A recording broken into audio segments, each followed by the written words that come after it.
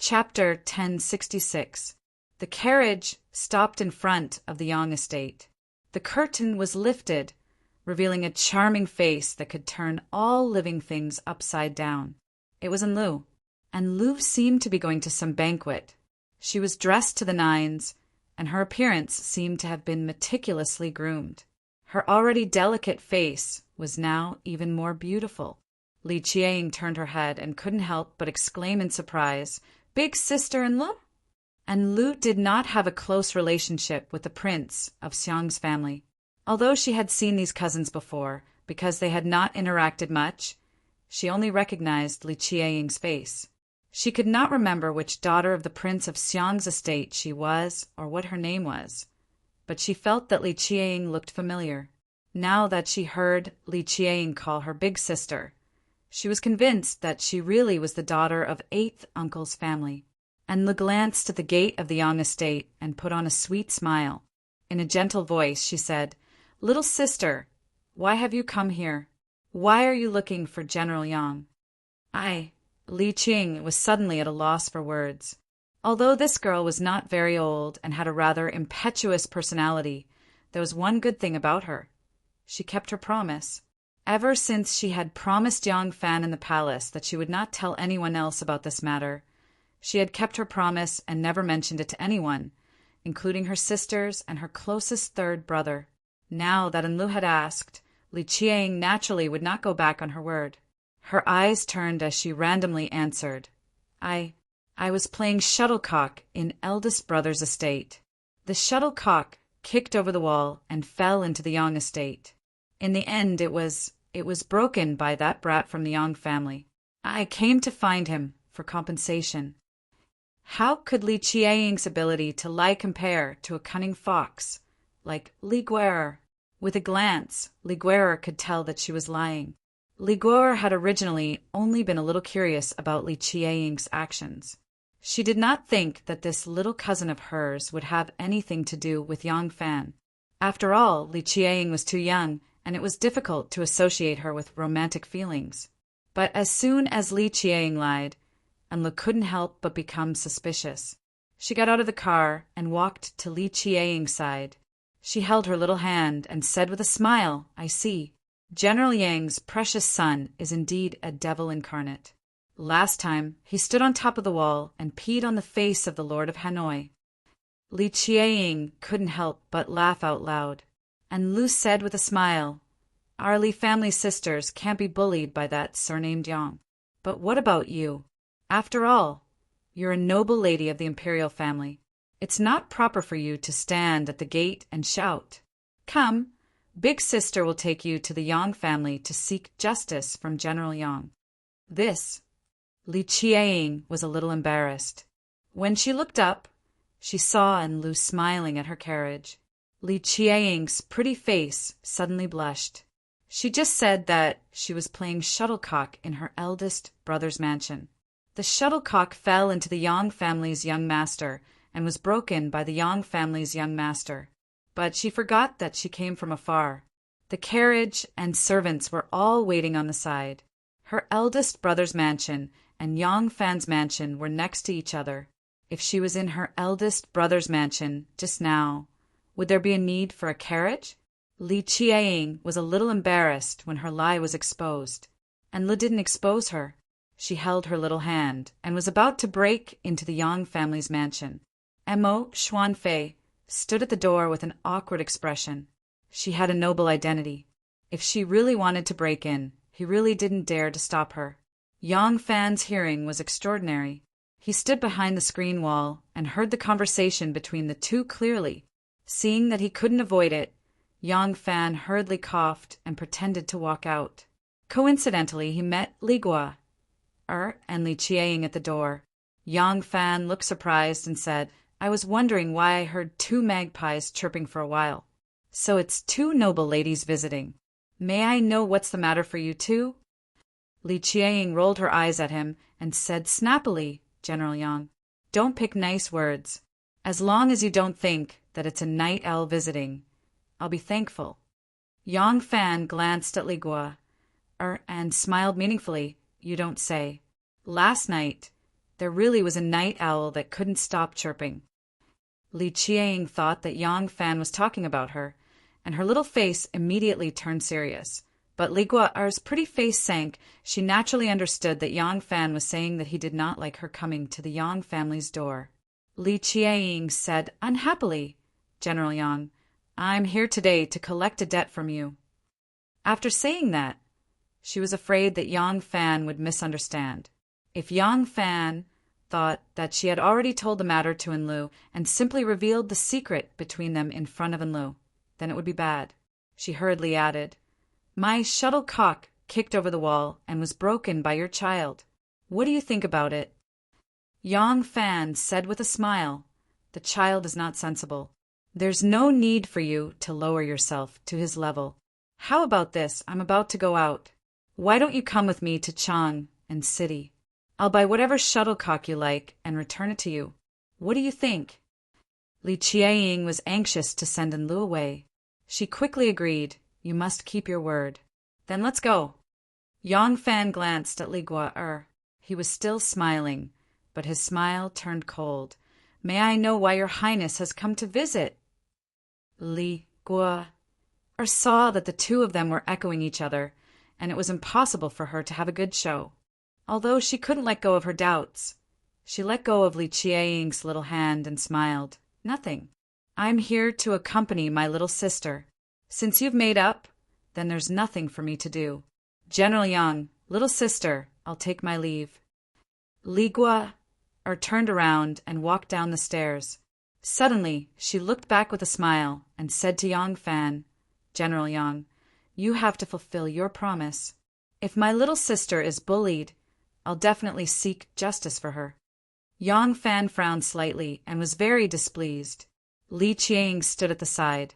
Seeing his expression, she couldn't help but feel perturbed. But she gently bit her lower lip and didn't speak. Until Li Guo'er boarded the carriage and left, she couldn't wait to explain to Yang Fan. "I didn't say anything to her." Yang Fan coldly said, "I know." He lifted the hem of his robe and walked out of the residence. Li Qiang secretly glanced at his expression and nervously followed behind him. Yang Fan held his hands behind his back. Looking at Enli's fleet of carriages leaving, he lightly said, "I really don't like this cousin of yours." Li Qiang said, "I know. I wasn't the one who found her. I heard that at that time in Chang and East City." Yang Fan said, "I dislike this person, but it has nothing to do with that matter." Li Qiang choked and gathered her courage to say, "I also don't like her. Sister Enlu always has some airs. And my third brother also told me not to have any contact with Enlu. He said that she is not a good friend. I don't quite understand what third brother meant, but third brother will not harm me. He must have his reasons for saying so." Yang Fan couldn't help laughing. He glanced at the little girl beside him and suddenly asked, "Do you know that you are somewhat similar to her?" "Ah." Li Qiang's pair of beautiful big eyes suddenly widened. She strangely said, "How am I similar to her?" Yang Fan's face darkened. He said, "Both of you have no sense of propriety and are willful and impulsive." This was the first time Li Qiang saw him getting angry at her. She couldn't help but be shocked and didn't dare to reply for a moment. Yang Fan walked towards the Longqing pond. The lake water in the pond had already frozen and was covered with ice and snow. There were a few withered lotus stems by the lake, struggling in the ice and snow. It was a scene of withered. Li Qiang took small steps, slowly moving to his side. Sneaking a glance at his face, she timidly said, You're angry?" Yang Fan gazed at the snowy field in front of him and coldly said, "Although you're young, you were born in the imperial household. You should understand things better than ordinary girls. Tell me, isn't this marriage between the two countries a matter of national importance? If it is, then whether this matter succeeds or not should be left to the imperial court to weigh the pros and cons and make the choice that best suits the interests of the country. As for whether one of the women will be happy for the rest of her life, that's not even a consideration. And as an official of the imperial court, I shouldn't play any tricks. If this is a private matter, then it's a private matter involving the women of the prince of Xiang's household. What does it have to do with me? If I help you, doesn't that count as a favor? Why does it seem like I owe you? Why do you keep coming to my door to make a fuss and put on the face of a creditor? Do you think that just because you're an imperial daughter, you can do whatever you want? Li Qiaying felt extremely wronged by his lecture. Her eyes brimming with tears, she said, I also know that I'm asking for your help, General Yang. But I suddenly heard that the Turks also want to come to the marriage, and the entire court is against it.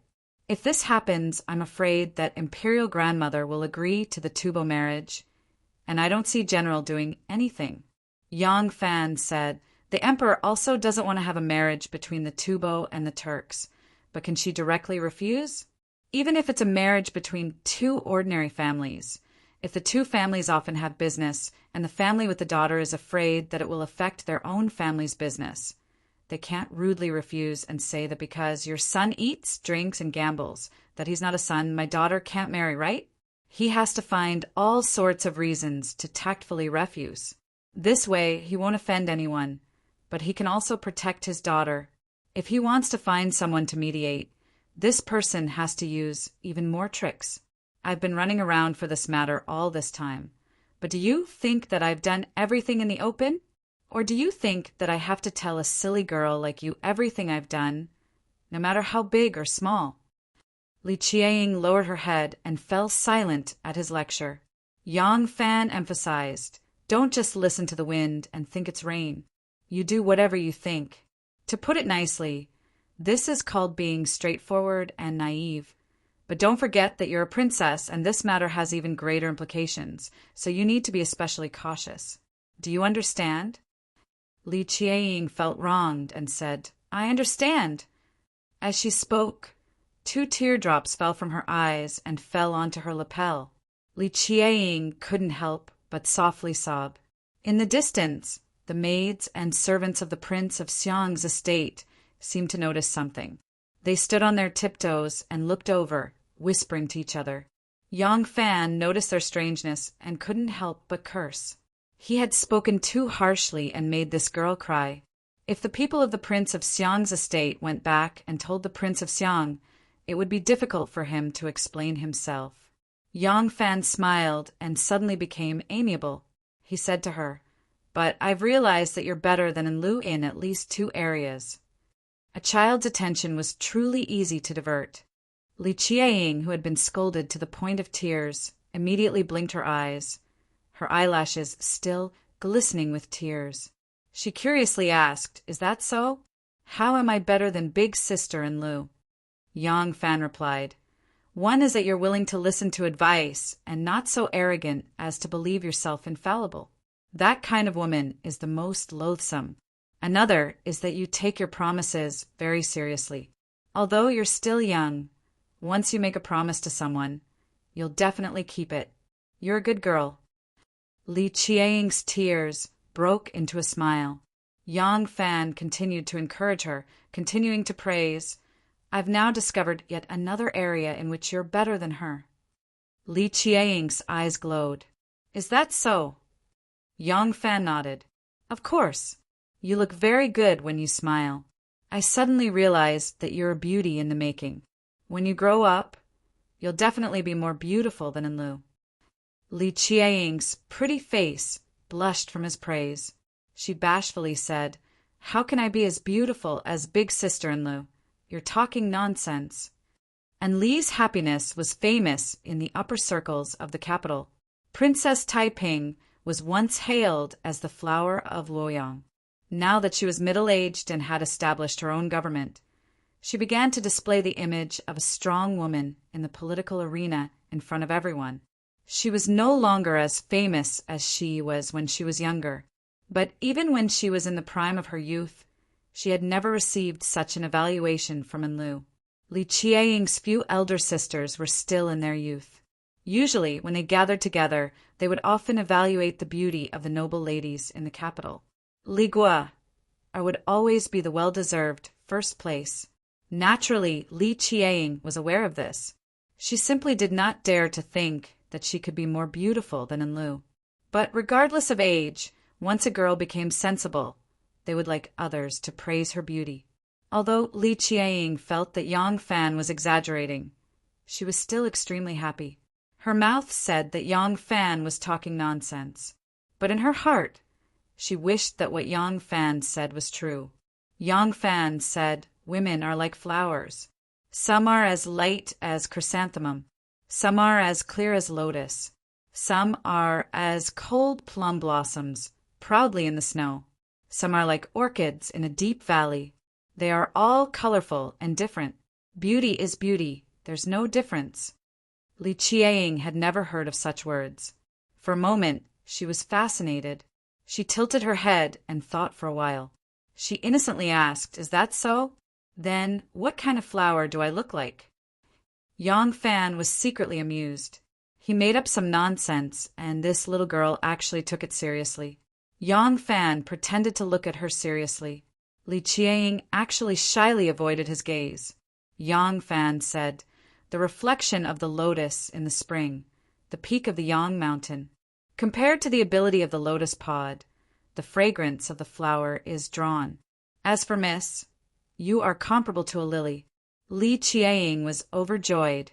Yang Fan did not know that because of his casual words, this little girl would henceforth love lilies among hundreds of flowers. Not only did the flowers arranged in the house become lilies, the embroidery on her clothes became lilies. She even went around collecting lilies. It was to the extent that on her birthday her sisters were proud to give her a pot of a different kind of lily. Yang Fan gave her a slap on the face and gave her a sweet date. He successfully coaxed this little girl to leave happily. Yang Fan stood on the same spot with a deep frown on his face. He had already started his plan earlier, but he did not expect the two Ju to come so quickly. If the Empress could not hold on until the Tubo and two Ju were in trouble, the situation would be very bad.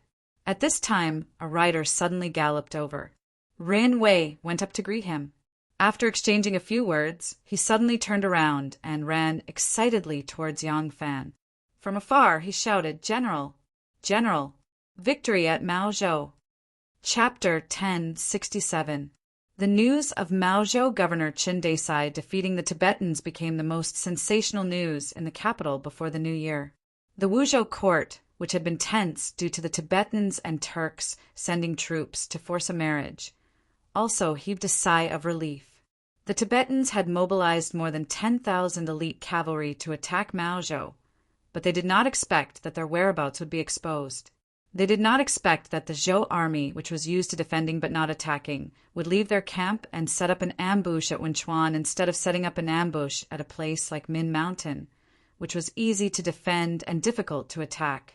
Ever since the internal strife between the Tibetan kings and ministers, the Tibetans had lost almost all of their good generals, and it was difficult to find a great general who could hold his own. Because of these reasons, the Tibetan army suffered a huge ambush by Qin Desai at Wenchuan and suffered a crushing defeat. As the Tibetan army retreated in panic, Qin Desai gathered his courage and led his army in hot pursuit, killing until the Tibetan corpses littered the plains. Qin Desai pursued them and fought 4 battles in a row, winning all 4 battles until the Tibetans threw away their helmets and armor. He chased the Tibetans for several dozen li into Tibetan territory and only returned in triumph, fearing that he might fall into an ambush. After 4 battles, Qin Desai beheaded more than 1,000 soldiers, captured more than 3,000 Tibetan soldiers, and seized a large number of cattle and sheep used as food by the Tibetans. Wu Zetian was overjoyed at the news and immediately ordered the 3 armies to reward him. Due to Qin Desai's great victory, Wu Zetian's confidence had been boosted. When Misa went to the royal palace to ask about the marriage proposal, Wu Zetian didn't allow him to enter the palace. Misa couldn't do anything to the imperial army soldiers guarding the palace gates either, so he could only return to the 4 quarters embassy in frustration. Wu Zetian was in no hurry to receive the Turkic envoy Emohegan. After 5 days, Under M.O. Hagen's repeated requests, and considering that it would be New Year's Day soon and that there would be many celebrations and there would be no time to receive foreign envoys, Wu Zetian finally agreed to host a banquet at the Suyu platform. On that day, the Crown Prince, Prince Xiang, Prince Liang, and all the high-ranking officials in the capital attended the banquet. This could be considered a gathering of the important officials of the court before the new year. The Crown Prince's two sons, Prince Pinzhen, Li Zhongfu, and Prince Yixing, Li Zhongjuan, were also summoned to serve the emperor. Crown Prince Li Xian also had a younger son, the Prince of the North Sea, Li Zhongmao. Because he was not yet 10 years old, it was impossible for him to become a marriage partner, so he did not attend the meeting. M.O. Hagen was led to the front by an official from the Ministry of Rites. He bowed to Wu Zetian and glanced at the two young men in embroidered robes standing beside Wu Zetian. He asked knowingly, "The two young men beside your Majesty must be your Majesty's royal grandsons." Wu Zetian said, "That's right. Zhongfu, Zhongjuan. This is the envoy of Tujue M.O. Hagen." Li Zhongfu and Li Zhongjuan stepped forward, and M.O. Hagen quickly rushed forward to greet them, saying, "Your subject M.O. Hagen greets." At this point, M.O. Hagen suddenly paused and pretended to be hesitant. I wonder which one of you is the current imperial grandson?" Li Zhongfu and Li Zhongjuan froze for a moment, then cupped their hands and said, "This little prince is Wang Zhongfu of Pinzhen, Wang Zhongjuan of Yixing." "Envoy M.O. Hagen, the two of us are not the imperial grandson." M.O. Hagen turned to Wu Zetian and said, "Your Majesty, this subject has come to make peace through marriage. If your Majesty can introduce this subject to the imperial grandson, this subject will welcome it. However, my Khagan has designated the marriage of my beloved daughter to your country's imperial grandson. Why has your Majesty only invited the two princes, but not allowed this subject to meet the imperial grandson?" Li Zhongfu and Li Zhongjuan's expressions suddenly changed. Wu Zetian indifferently said, "The Crown Prince's family has 3 sons, Zhongjuan, Zhongfu, and Zhongmao. Zhongmao is young and has not reached the age of marriage, so he has not attended the banquet. We have only established the Crown Prince and not the imperial grandson. What? Do you want help we choose a grandson?" M.O. Hagen hurriedly bowed and said, This subject does not dare. It is just that my country's Khagan has designated the marriage of only the imperial grandson. As of now, your country has not established a grandson. What should we do?" Wu Zetian looked up at the sky and laughed. She indifferently said, "This is easy. The Crown Prince only has Zhongfu and Zhongjuan as marriageable princes. The 2 of them are the sons of the Phoenix and the descendants of the Emperor. They will not bring disgrace to your princess. You can see which one of them is a good match for your princess. Just go ahead and marry her." M.O. Hagen craftily said, "Your Majesty, the son-in-law our Khagan wants to choose is your country's imperial grandson." Wu Zetian smiled and said, "That is easy. In that case, after we have established a grandson, your country can send an envoy to make peace."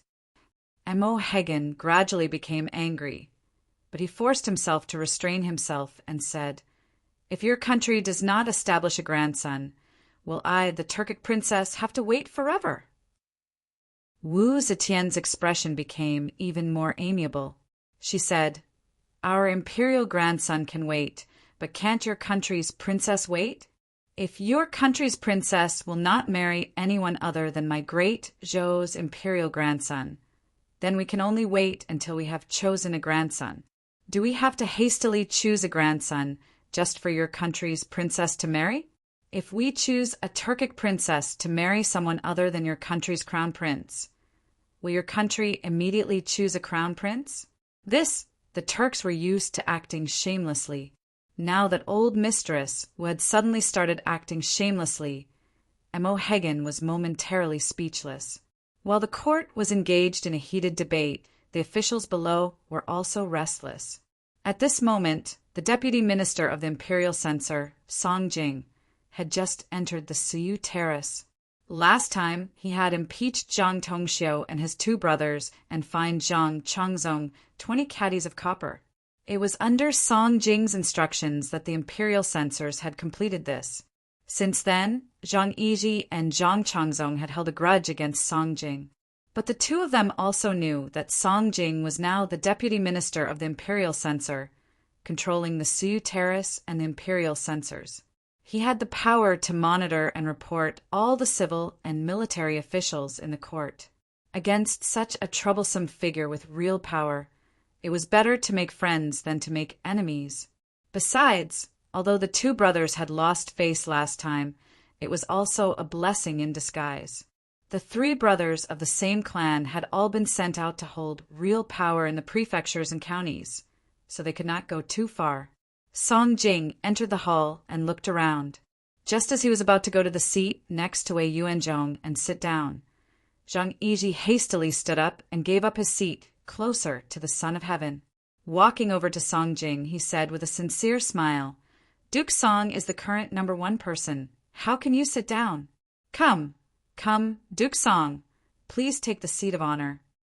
Song Jing glanced at him and indifferently said, "Jing's talent is inferior, but official Zhang thinks that you are number 1. What is the logic behind this?" Zhang Yizhi's face immediately froze. He was just casually flattering Song Jing.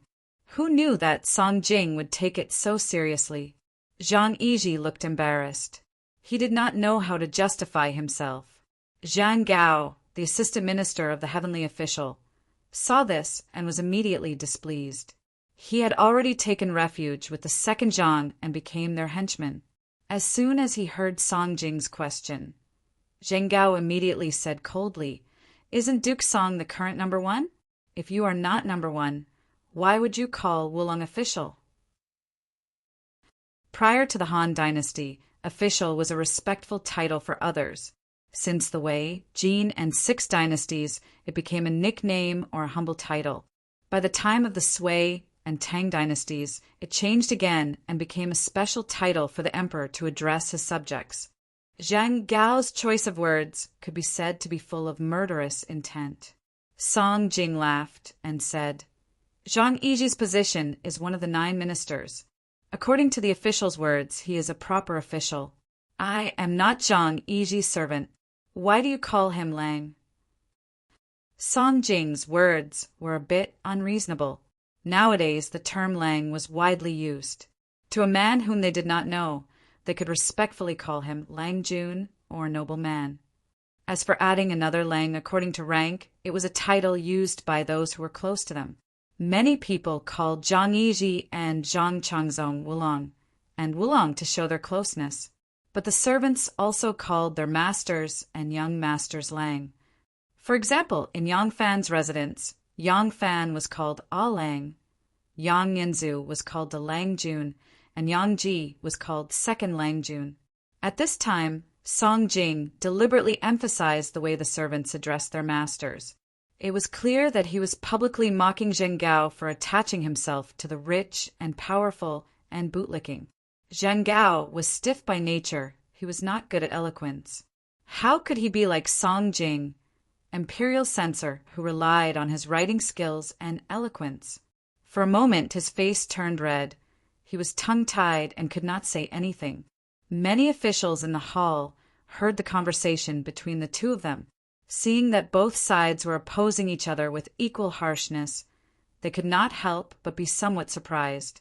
As soon as the hall quieted down, Zhang Gao felt even more embarrassed. His face swelled up until it turned purple. Song Jing laughed and walked slowly toward Wei Yuanzhong. With a smile on his face, he greeted Wei Yuanzhong and sat down next to Wei Yuanzhong. Zhang Yizhi's cheek twitched a few times. He flicked his sleeves and walked back to his seat. All the officials in the hall saw that Zhang Yizhi's handsome face was ashen and his eyes were faintly burning with anger. At this time, Wu Zetian and Emo Hagen were talking. So Wu Zetian did not notice the confrontation between her lover and Song Jing. But Yang Fan, who was patrolling in the hall, saw it clearly. Yang Fan immediately frowned. He knew that the struggle between the court officials and the two Zhangs was far from settled. This time, it was only because of the successive invasion of the Turks and Tubo and the marriage alliance that the tense situation between the court officials and the two Zhangs was temporarily eased. Once the external threat was resolved, it would be time for them to fight to the death again. Chapter 1068. Ever since Tang Xiujing received the imperial edict, he had rushed to Sueya City through the night. Shinmu had given him great help in this matter. Tang Xiujing and his entourage consisted of at least several hundred people. If they were to travel by horse, carriage, and camel, the journey would be long. Moreover, it would be a world of ice and snow. Who knows how long it would take? Only Shinmu, the local tyrant of Longyu, would be able to send them to Sueya City in the shortest time possible. Under Shinmu's full deployment, the hidden sect, in the name of the tyrant of the western region, mobilized a sufficient number of sledges to send Tang Xiujing and his entourage to Sueya City at a speed that was several times faster than horses. However, it was still unknown how the 10 families tribe would react after receiving the imperial edict. The imperial edict to the various kingdoms of Nanzhao arrived faster than Sueya City. Although the journey from Chang and to Nanzhao was not as long as Sueya City, it was a journey of trekking mountains and was equally difficult. In order to get in touch with the various tribes of Nanzhao as quickly as possible, Wu Zetian did not send envoys from Chang. Instead, she sent a courier to deliver the imperial edict to Yao province. After receiving the imperial edict, the supervising imperial censor of Jianan, Lian, immediately went to Nanzhao with the great leader of Baiman, Sun Qi, and his son-in-law, the great leader of Wuman, Meng Zhizhu. The Baiman and Wuman were mostly related to the royal families of the 6 tribes of Nanzhao. They had a close relationship with each other. With the leaders of Wuman and Baiman mediating between them, the matter was half done. In addition, the 6 tribes of Nanzhao had been increasingly exploited by Tubo in recent years. They were already in constant conflict with each other. Now that the great Zhou had promised to provide them with large amounts of weapons and rations, the kings of the 6 tribes of Nanzhao immediately rose in revolt. They killed the Tubo who were demanding tribute from them and launched an attack on Tubo. The Wuman and Baiman also sent their men to mix in with the troops of the 6 tribes of Nanzhao. They wanted to take advantage of the situation and invade Tubo, intending to make a small fortune. The imperial court blocked the news of the 6 tribes of Nanzhao's uprising. Towards the envoys of the Tubo and Turks, they still tried to stall them. After the military governor of Maozhou, Chen Desai, defeated the invading Tubo enemies, the Tubo envoy Luan Misa was no longer as arrogant as before. Soon, Luan Misa received news of the 6 Zhao rebellion. Over the past few years, the 6 Zhao had often fought with the Tubo Empire, so Misa did not know that the rebellion of the 6 Zhao this time was instigated by the great Zhou. He hurriedly blocked this news, lest the great Zhou find out. But now Luan Misa didn't dare to be overbearing. In the beginning, the Turkic envoys acted as if they wanted to take advantage of the situation. They followed behind the Tubo's buttocks and asked for the treatment of marriage. Now that the Tubo had suffered a defeat and their backyard was on fire, Misa was no longer as confident as before. Instead, he pushed Mo Hagen to the front to lead the charge while he waved the flag and shouted from behind. At the start, Mo Hagen had believed that Misa's attitude had changed because of the defeat in Maozhou.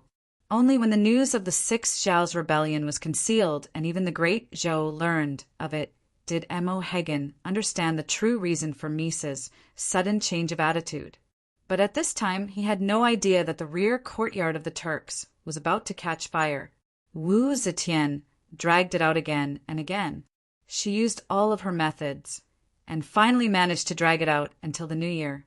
In order to celebrate the New Year, the great Zhou had arranged a series of New Year's celebrations. This time, they could justifiably drag them down.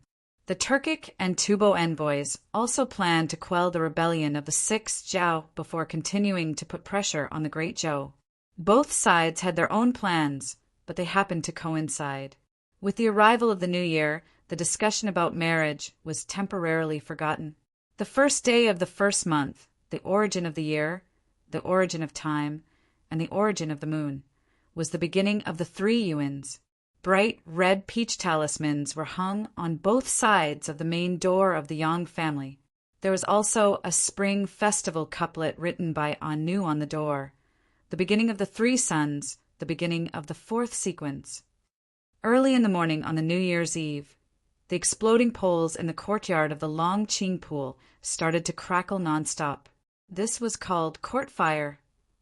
The fire in the courtyard of the rich would burn for at least a day and a night. Some families would even burn for 3 days and 3 nights without stopping. Princess Annel's residents had started to bring back the exploding poles a few days in advance. No one knew how many carts of exploding poles they had bought. They were piled up like a mountain in the courtyard. On the morning of the New Year's Eve, the exploding poles in Princess Annel's residence started to burn with great momentum.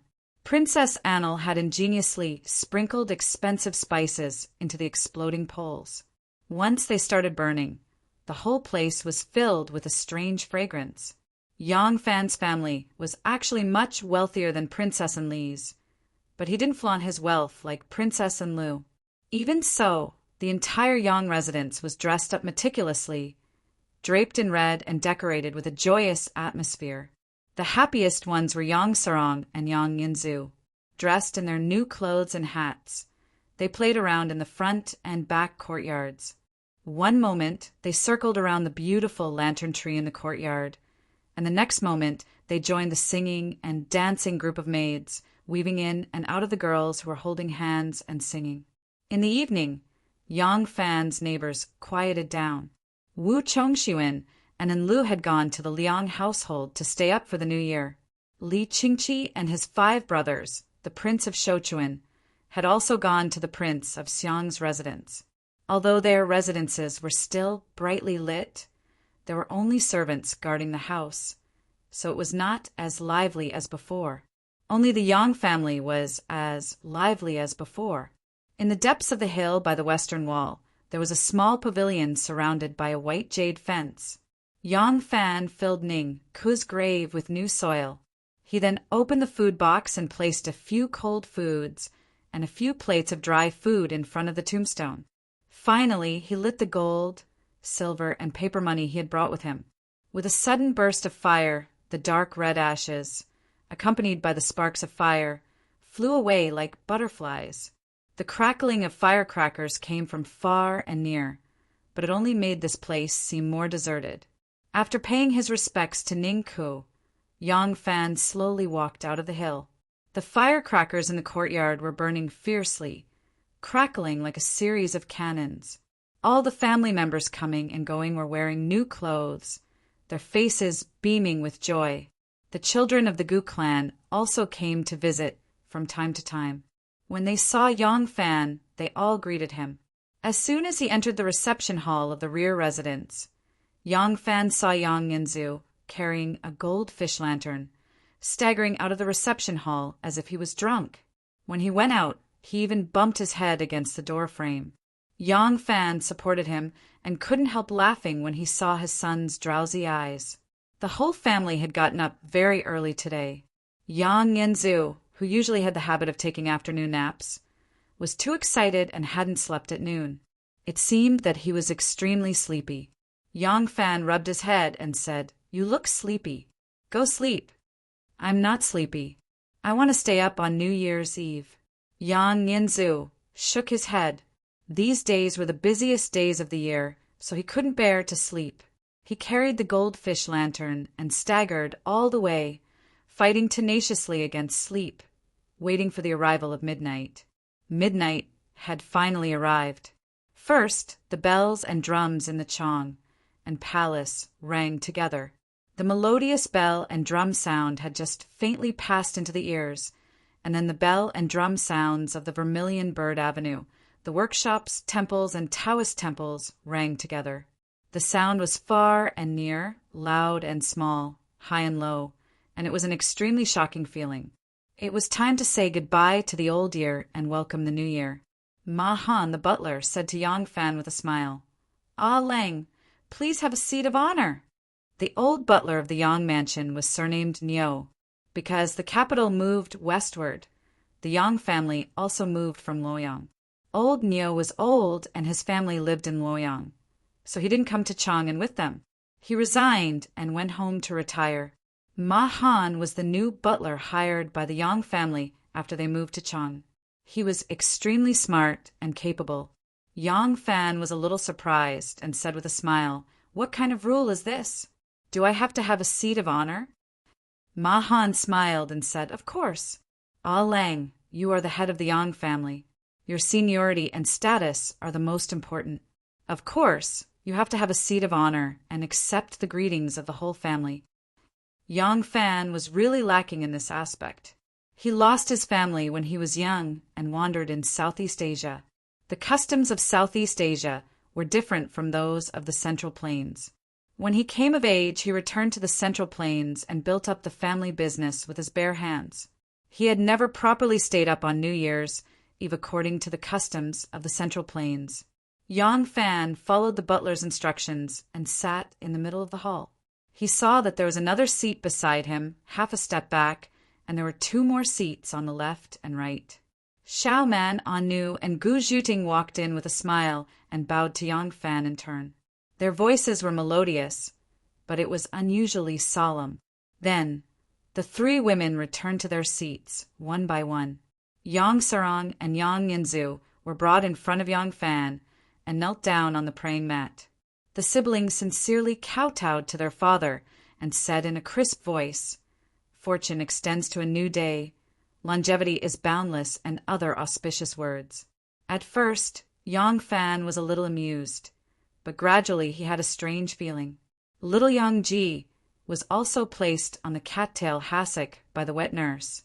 Imitating his elder brother and sister, he cupped his hands and kowtowed to his parents.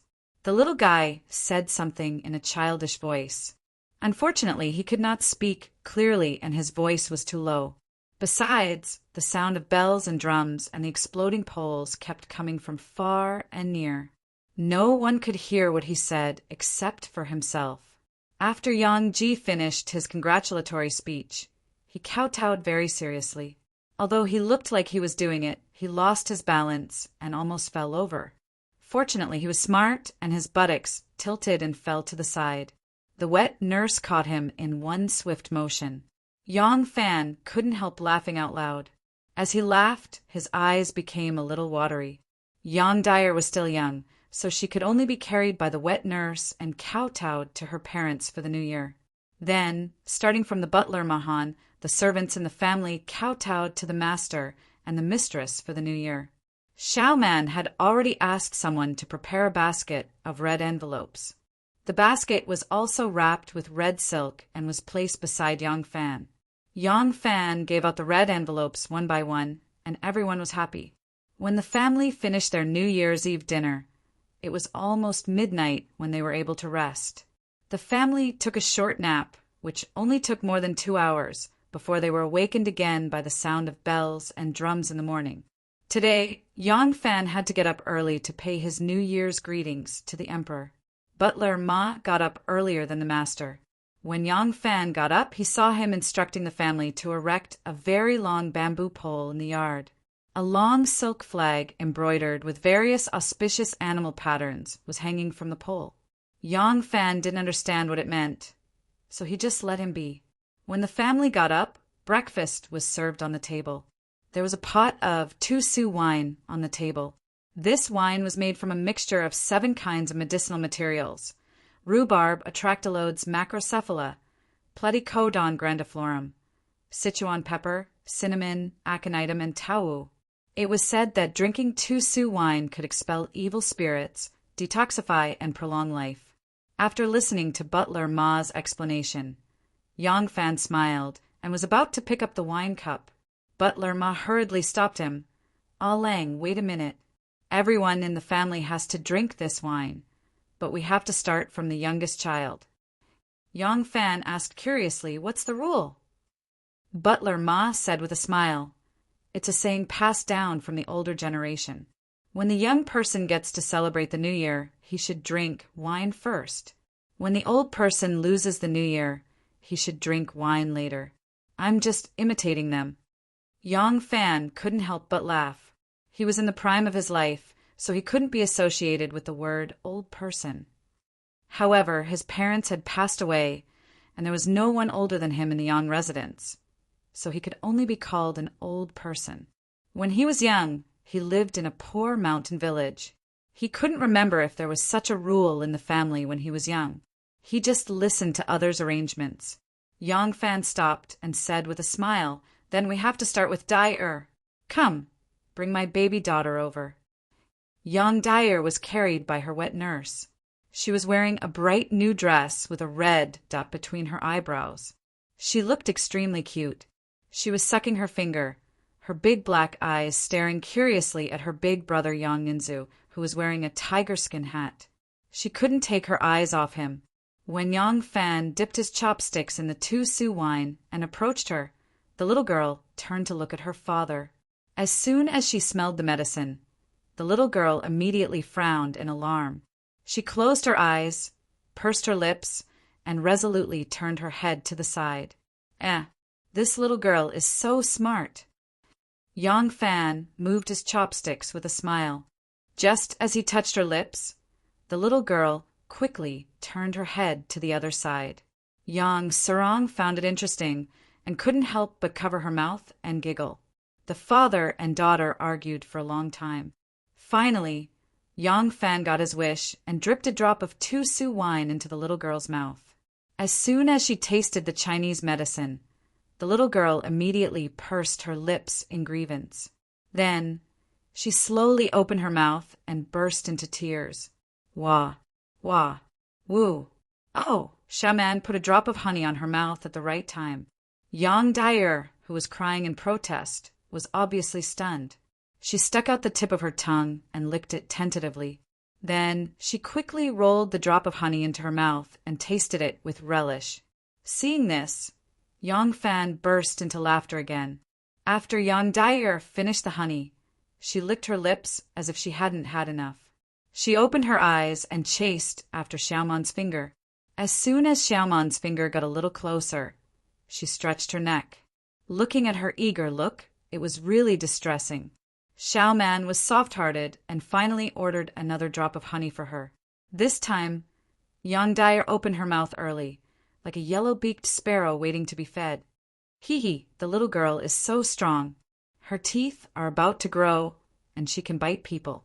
Xiaoman withdrew her finger and laughed happily. Yang Dai-er, who ate a drop of medicinal wine in exchange for 2 drops of honey, saw her aunt laugh. She also opened her mouth and showed a lovely smile. After serving the little girl, it was easy for the other children. As long as Yang Fan stared at them, even Yang Ji had to be obedient. Yang Fan didn't believe that 2-su wine had such an effect, but he still had to abide by the tradition. For example, at midnight, the family had to get together to pay a New Year's greeting to him, the head of the family. At first, he didn't think much of it, but he gradually felt that some rituals and rules were the foundation of family tradition and affection. The breakfast on the first day of the new year was different from usual. The first thing that was served was a green and spicy 5-spice plate filled with garlic, chives, brassica, and coriander. It was said that eating 5-spice plate could disperse the stagnant qi in the 5 internal organs and prevent diseases. The children also had their favorite food. A plate of glue-tooth starch, made of maltose, was quickly divided up by the children. Tao Mei and third sister came up with 2 plates of steaming prison pills. These prison pills were dumplings, but this was not the name in this era. Yang Fan picked up a prison pill and ate it. He said to Xiaoman, "In a while, I will go to the court to pay my respects to the emperor. After the ceremony, there will be a palace banquet. Lu Maofeng was on duty last night, so I will go to replace him in the afternoon. Because there will be an exorcism dance in the palace at night, I have to make some arrangements for the security, so I can only come back in the evening." Yang Fan told Xiaoman. Yang Sarong blinked her big eyes and looked at him. Yang Fan pinched her cheeks intimately and said, "Wild girl, you want to go out, right? Ask your mother to take you to the past the throne later. Father will come back in the evening and take you to Vermilion Bird Street to see the exorcism dance. Remember, when you go to other people's house, don't eat everything you see. If you are full, you won't be able to eat anything in the next house." Yang Sarong immediately became happy. She made a face at him and giggled. On the first day of the first month in Tang, every family would hold a banquet. Neighbors and good friends would greet each other and eat at whoever they went. This was called Pass the Throne. Yang Fan's neighbors were not at home during the New Year, but Zhang Furen's mansion was right behind, so he had to go. Even though Gu Zhuting was a concubine, Yang Fan had always been very respectful to her parents, so he also had to go to the Gu family. At the same time, Yang Fan had some good friends in Chang, and colleagues in the officialdom, including Ma Qiao's mother and wife who had also moved from Luoyang. They lived in the square next door, so he also had to pay his respects. Yang Fan said, "Today, wife will take the child to pass the throne to greet the new year. A servant will stay in the mansion to receive people who come to pay their New Year's greetings. Xiao Ting is pregnant and didn't rest well yesterday. Rest well today. When we go on a parade tonight, we will go out as a family. Remember to prepare a walking carriage." Yang Fan ordered one by one. His wife and concubines all nodded obediently, not having the slightest doubt about his arrangements. Yang Fan ate a plate of prison pills and washed up. He then changed into court clothes and entered the palace. Hundreds of officials gathered outside the palace gate. There were indeed many officials who came today. The officials in the capital had to come. There were also relatives of the emperor and meritorious officials. Fortunately, every year on the first day of the new year, the officials in the capital had to pay their New Year's greetings to the emperor. Everyone was familiar with this set of rules and etiquette, so it was busy but not messy. Very quickly, everyone lined up according to the ranks of the civil officials, military officials, and the emperor's relatives and nobles. The same line was arranged according to the rank of the official. When everyone saw each other, they naturally had to greet each other. As a result, the line was very messy. Imperial censor Guanfeng, who was usually very strict, no longer had a scowl on his face. Instead, he smiled from ear to ear like everyone else. When he saw acquaintances or friends, he would also go forward to greet them. When the auspicious hour arrived, the Prime Minister led the hundreds of officials into the palace. Wu Zetian was already sitting in the main hall to receive the greetings. There were too many officials in the capital. Those who usually didn't attend court were all here. Everyone took turns to go to the main hall to congratulate the emperor. The Prime Minister read to the emperor some cryptic and difficult to pronounce words. Immediately afterwards, the eunuchs would reply and express their thanks on behalf of the emperor. After the officials in the capital finished paying their New Year's greetings, there were also officials from other prefectures and vassals who sent representatives to read the greetings in front of everyone. This torment lasted until noon. Even though the officials had eaten their fill in the morning, their stomachs were rumbling with hunger. Fortunately, at this time the greetings finally ended. The emperor announced that a palace banquet would be held. Those who were not qualified to pay their respects to the emperor left the palace. Only the high-ranking civil and military officials could attend the banquet. Because the banquet was to be held at the Daming Palace, everyone swarmed over to the Daming Palace. The envoys of Tubo, Turkic, Japanese, and other countries in the capital also participated in the pilgrimage.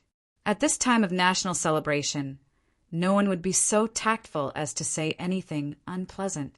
The Tubo and Turkic envoys did not say anything inappropriate, but as soon as they sat down, the Tubo and Turkic envoys gathered together and whispered to each other, their expressions heavy. The Tubo envoy Lunmisha saw that the Turkic envoy Emohegan was deeply worried. He looked to his left and right and said in a low voice, "Honorable envoy, don't worry. My king has personally led the army to the 6th Zhao to quell the rebellion. My king will be able to quell the rebellion very quickly. When the time comes, he will take advantage of his victory and send his army to attack your country from both sides." Hearing this, M.O. Hagen's eyes lit up. "Really? That's good. Otherwise, I'm afraid our two countries will have to return empty-handed this time." Among the great Zhou civil and military officials, the two brothers Zhang Yizhi and Zhang Changzong no longer tried to reconcile with Wei Yuanzhong, Song Jing, and the others. Everyone naturally formed different social circles and chatted happily. The palace maids entered one by one. Sweet dew soup, spirit-dispelling grilled, goose and duck grilled, deer-tail sauce, red clear incense, camel hoof soup, bright prawn grilled, jade dew dumpling, phoenix fetus, snow baby, imperial queen mother rice, and other major dishes of the imperial banquet were served. The ingredients were expensive and the cooking was top-notch. However, for such a large banquet, many of the dishes could only be prepared in advance. By the time they were served, the food was already half cold and the taste was greatly affected.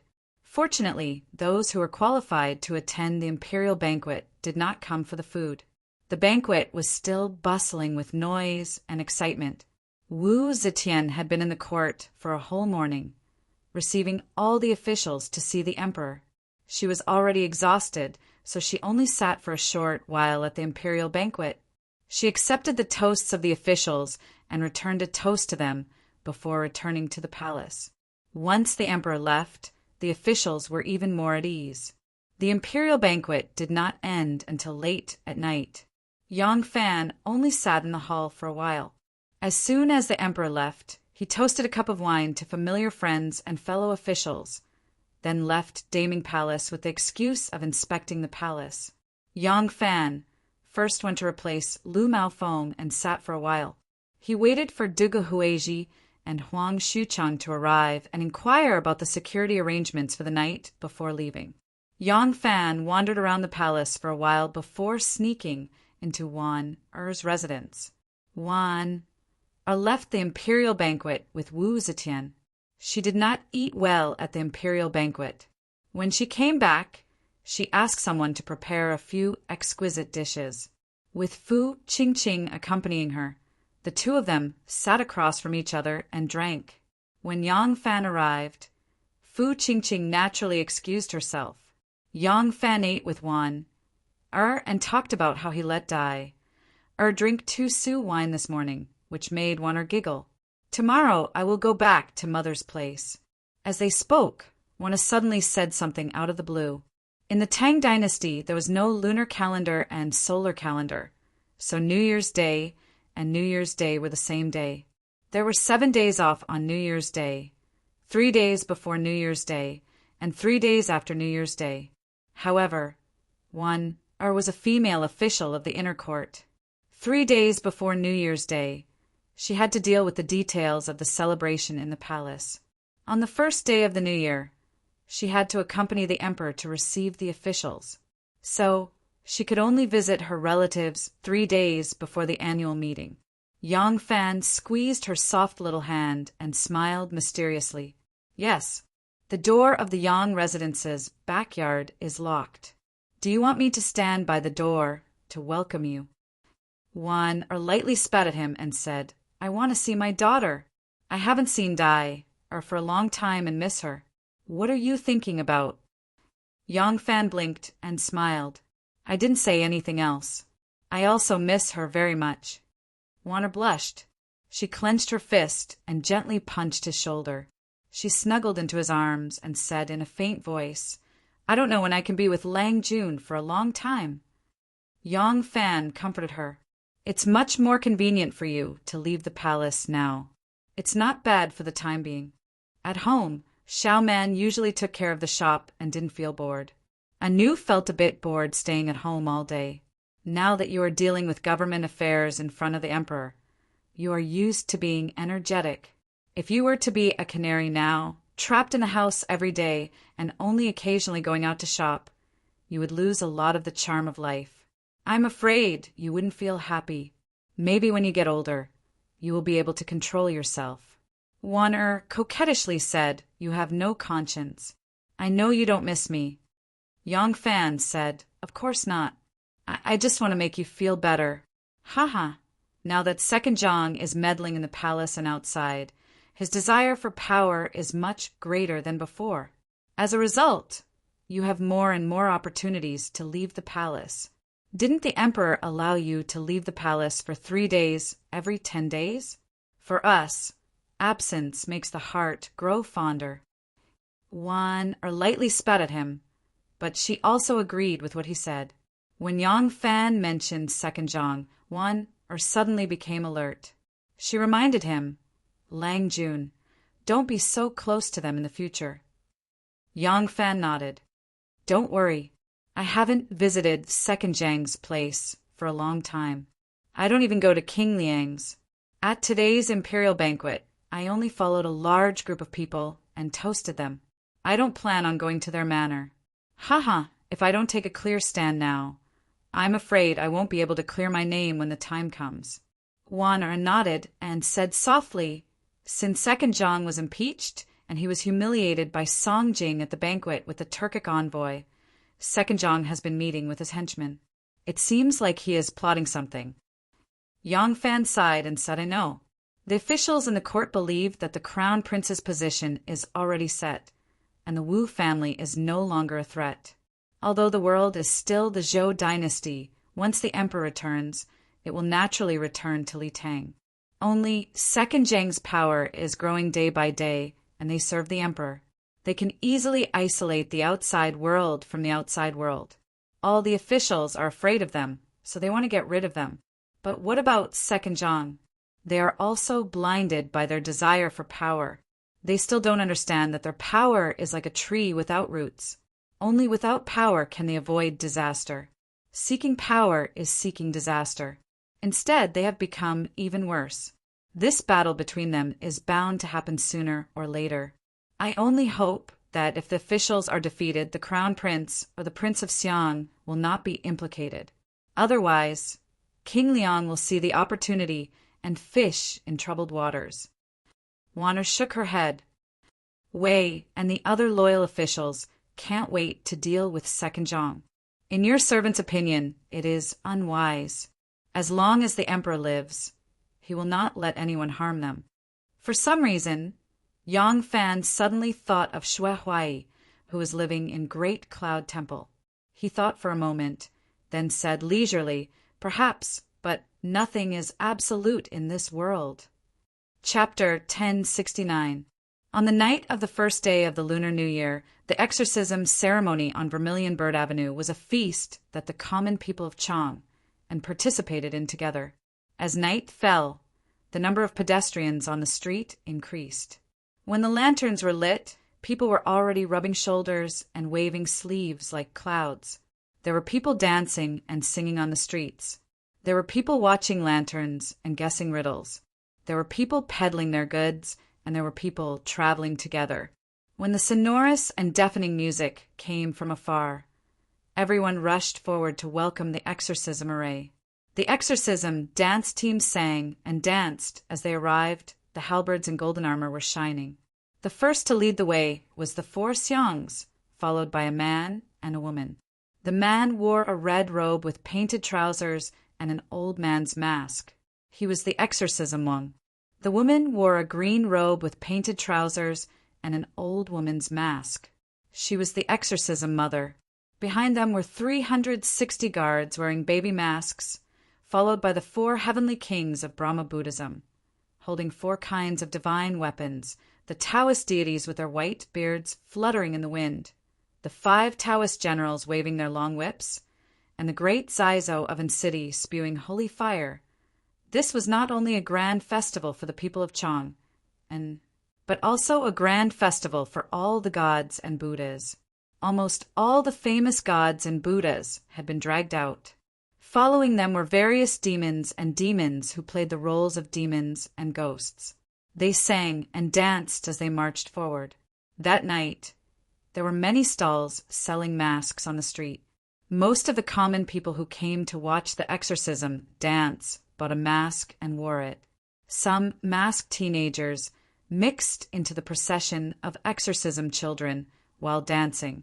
As a result, The procession grew longer and more people joined the exorcism dance. In the end, there were more than 1,000 people dancing the exorcism dance together. It was truly a spectacular scene. Yang Fan and his family walked in the crowd with masks on their faces. The long street was full of people wearing masks, making people feel like they were in a world of masks. Under such circumstances, it was easy for family members to get lost. Therefore, the adults held their children's hands and did not let go for a moment. Even so, there were still people in the crowd calling for friends at the top of their lungs. Although Gu Zhuting was pregnant with her skills, she didn't have to worry about being squeezed by others while walking to watch the dance. However, for safety's sake, Yang Fan still got her a walking cart and carried her along.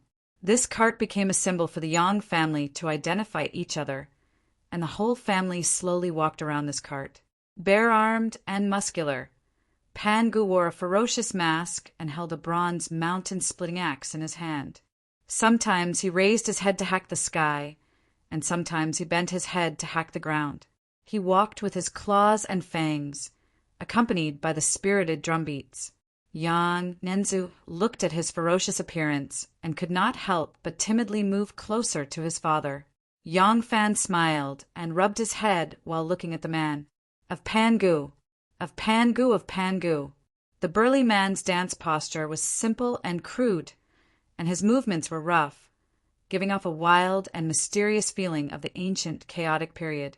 He vividly displayed the spirit of a giant who created the universe and the strength of a primitive human, making people's blood boil. "I am my mask." Suddenly, a coquettish voice came from the side. Yang Fan turned his head and saw that Yang Sairong's mask had been scraped off.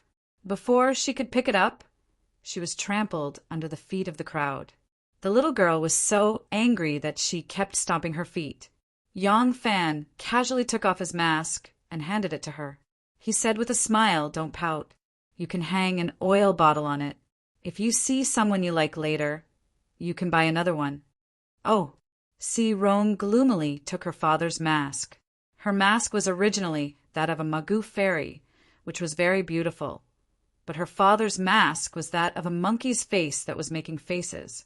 Si Rong didn't like it, but it was better than nothing, so she could only take it and put it on her head. Yang Yinzu wore a pig's face with a fat head and big ears, laughing loudly at her. Yang Fan led the family to enjoy the scenery along the way. As they were walking, the road ahead was suddenly blocked by two people coming from the front.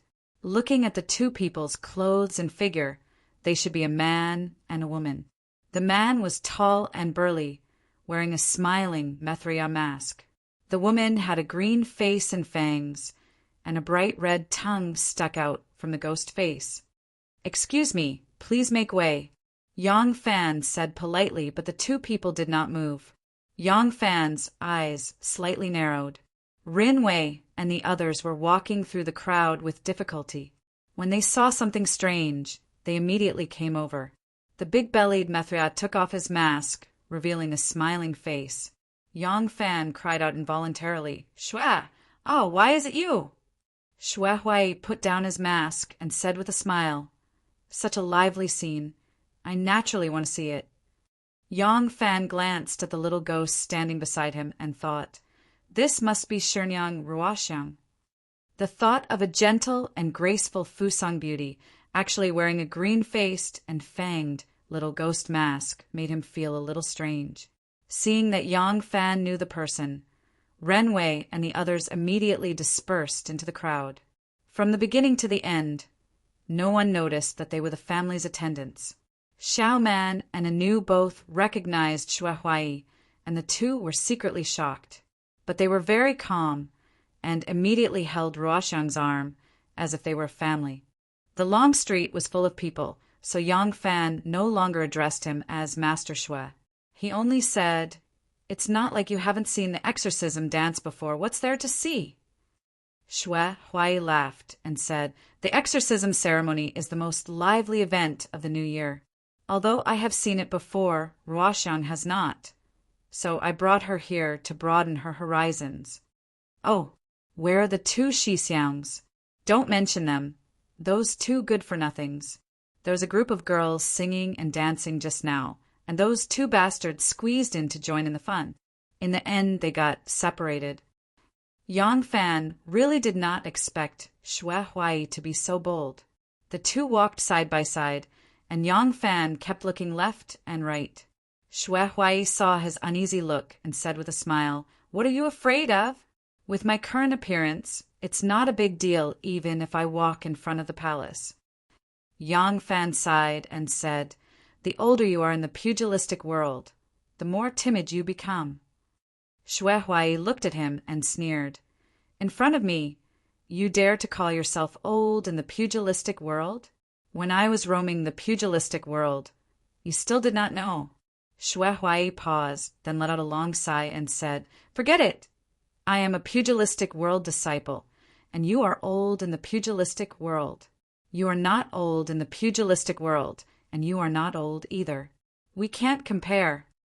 Yang Fan said with a smile, "Eldest Master is so free and unfettered now, and has not lost any of his prestige from back then. If you say you are old, you are still full of vigor." Xue Huai laughed and said proudly, "Not bad this. I am worthy of it." He put his arm around Yang Fan's shoulder and said secretively in his ear, "Very soon you will have a little Xixiang." Yang Fan said curiously, "It can't be Master is helping people shave again." "Ah." Yang Fan suddenly reacted and said with surprise, "Could it be that mistress?" Xue Huai chuckled. In fact, he wanted to laugh out loud, but he suddenly remembered that he was going to be a father soon, and he should be more reserved.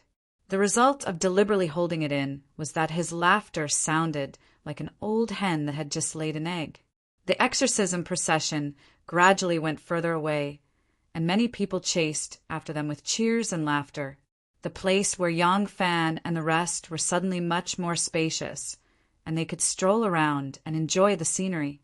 Xue Huai looked at a huge lantern tree by the roadside and commented with disdain, "This lantern tree is far inferior to the 100-foot lantern tree I had in the past." This lantern tree was dozens of feet tall and was the largest lantern tree on Vermilion Bird Avenue. But compared to the lantern tree that Xue Huai had built in Luoyang's Dingding Street, it was more than half the size. Yang Fan recalled the time when he climbed the lantern tree with Princess Taiping, sat side by side on the leaf, looked down at Luoyang and whispered sweet kisses at the starry sky. He could not help but be fascinated. Suddenly, there was a commotion in the distance, and then there were earth-shattering cheers.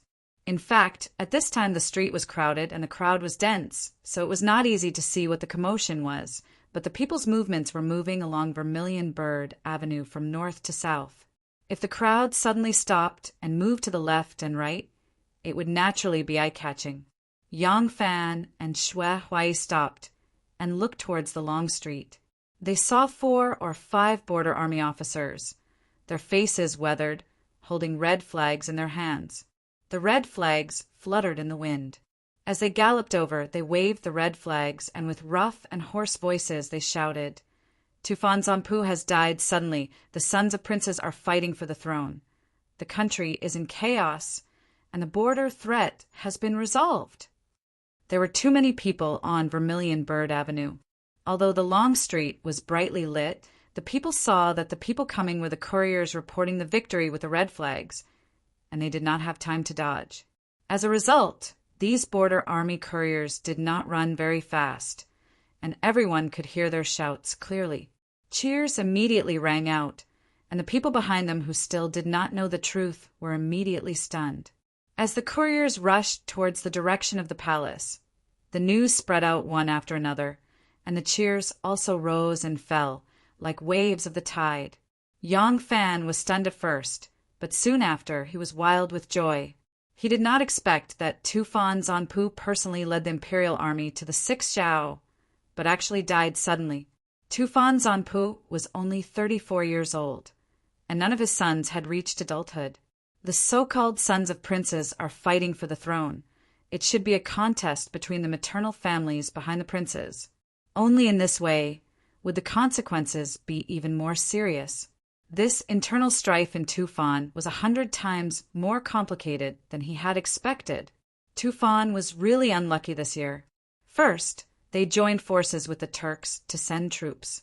Originally, the plan was good, but suddenly they encountered a snowstorm, which delayed the operation. Then Zanpu, who personally led the imperial army, died suddenly, and the country was in chaos. Although there was still no news from Suya City, the crisis of the imperial court being attacked from two sides had been declared resolved. Outside Vermilion Bird Gate, in front of Guanglu Temple, there were all kinds of magnificent and mysterious ice lanterns on the street. Although it was not the Shangyuan period, there were still many lantern riddles hanging under the eaves on both sides of the street. The sisters of the Prince of Xiang's residence were all sightseeing by the roadside. Shou Chang, Xian Yuan, and two others who were slightly older gathered together to watch the lanterns, while the other 7 younger ones were guessing the lantern riddles by the roadside. Among the girls, Li Qieying was the most intelligent and had the fastest reaction. She had already guessed several riddles, and all the rewards and gifts she received were given to the younger sister, Hua Guo. Hua Guo beamed with joy and used her skirt to carry a pile of toys and tightly stuck behind her sisters, but flattering and encouraging her. Qin Yang stood in front of a riddle and slowly recited, "Nose to the sky, mouth to the ground. Hit it with a hammer, and it will shake the heavens and the earth." And this is a bell. It's clearly a bell. Li Qieying jumped over, giggling as she continued. "Aya, little girl, you're really amazing. You guessed it right again." The stall owner picked up a lotus lantern and said with a smile, "This is your reward." Hua Guo hurriedly covered her lapel, saying, "Put it here, put it here." She then said to Li Qieying, "Shenyang is really amazing." Li Qieying used the back of her hand to rub the tip of her slightly red nose and proudly said, "Of course, there's no riddle that can stump me. And 100 sisters, 1,000 sisters, sleep on the same bed, each covered with a blanket. What is this?" Li Qieying lightly tapped her forehead, thinking. Li Huowan sighed. Qin Yang asked, "It's the new year. Why is Wunyang sighing?" Li Huowan said, "The Tubo envoy is still unwilling to give up. I'm afraid that we can hide for one day, but we won't be able to hide forever, unlike that girl." Li Huowan stared at Li Qieying, who was engrossed in guessing the riddle, and hatefully said, "This heartless girl doesn't know how to worry." Qin Yang said, "If grandmother really wants to send someone to Tubo to make peace, it will definitely be between us. Qieying is only 9 years old. How can it be her turn? She is naturally not in a hurry." Li Qieying's ears were sharp, and she felt wronged when she heard the discussion of her sisters. She was an optimist, thinking that even if they were to get married, they were not married yet. Life still had to go on. Could crying every day solve the problem? At least they had thought of a solution. She was naturally unhappy when her sisters said this. However, she could not tell her sister that General Yang had promised her that he would think of a solution. It was just that the matter was important and complicated, and it could not be solved immediately. When Li Qieying was angry, she forgot about guessing the riddle. Hua Guo waited for a while and could not help but ask, "Shenyang, what is this riddle about?" Li Qieying glared at him, and just when she was about to speak, the red flag messengers arrived. Their voices became hoarse, but the gate of heaven influence was already in sight, and their voices became unusually excited. "Victory report! Victory report! Tubo Zanpu died suddenly, and the Tubo princes are fighting for the throne. Tubo is in chaos, and the threat at the border is resolved." Shou Guang, Qin Yang, Shi Cheng, and the others were stunned when they heard the news. Only when the messengers disappeared from their sight did the sisters cheer and hug each other tightly. Hua Guo persistently asked, "Shenyang, what is the answer to the riddle?" "Shenyang, pomegranate, pomegranate." Li Qieying answered her sister casually, and Hua Guo immediately turned around and said excitedly, Shopkeeper, the answer to the riddle is pomegranate. Quickly give me a present. Li Qieying seemed to be sleepwalking and walked down the stairs in a daze. The light from the ice lanterns reflected on her jelly-like, smooth face, and there was a kind of dreamy beauty. Oh my God! How did he do it? He actually did it. He really killed the king of Tubo. This is really amazing. Li Qieying's eyes were reflected by the colorful lights, like little stars. She murmured in a voice that only she could hear. Her tone was dreamy and dreamy, with a trace of a girl's unique, blurred childishness. At the gate of heaven-bearing, Wu Zetian, accompanied by Zhang Changzong and Zhang Yizhi, was watching the exorcism dance in the palace. The exorcism dance in the palace was hosted by Taichung Temple. 120 people from the Little Eunuch sect were chosen to be the maids, and then they were chosen to be strong and sturdy soldiers of the Jinwu Guards, holding golden spears and dragon flags, embroidered clothes, and gold-plated bronze armors. At this time, all the immortals, accompanied by Duke Nua, Nua Mother, and the maids, were chasing after the demon kings and demons until there was no way out. They could only kneel down and surrender, and let their faces be chopped by the axes. Duke Nua and Nua Mother led the maids to the top of the gate of heaven-bearing and sang a divine poem. First, I wish for every family to be happy. Second, I wish for the husband and wife to be at peace. Third, I wish for the weather to be good. Fourth, I wish for the crops to be ripe. Fifth, I wish for the pigs and cows to be prosperous. Sixth, I wish for the 5 grains to be plentiful. Seventh, I wish for the world to be at peace. Eighth, I wish for the emperor to reign for thousands of years. Ninth, I wish for... A courier with a red flag on his back, whose legs were already numb due to the constant galloping, was carried up to the gate of heaven-bearing by 2 strong imperial guards. That courier threw himself at the feet of Wu Zetian and reported everything that had happened in Tubo to Wu Zetian in detail. It turned out that the Nanzhao kingdom in the region of Jiang rebelled under the instigation of Great Zhou, and soon after, the southern vassal states such as the Nibelman sect rebelled one after another. The Tubo king also knew that in order to fend off foreign aggression, he personally led an expedition to suppress the rebels. In the end, the Nanzhao region was ravaged by a plague, and in a moment of carelessness, the Tubo king actually died from the disease. Originally, the Tubo generals also understood the principle of keeping it a secret and retreating calmly.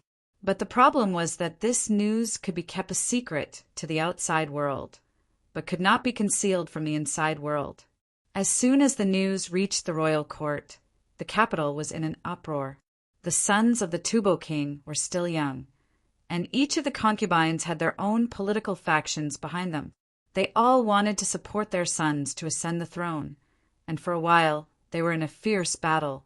Once the capital of Tubo was in chaos, the news could no longer be concealed.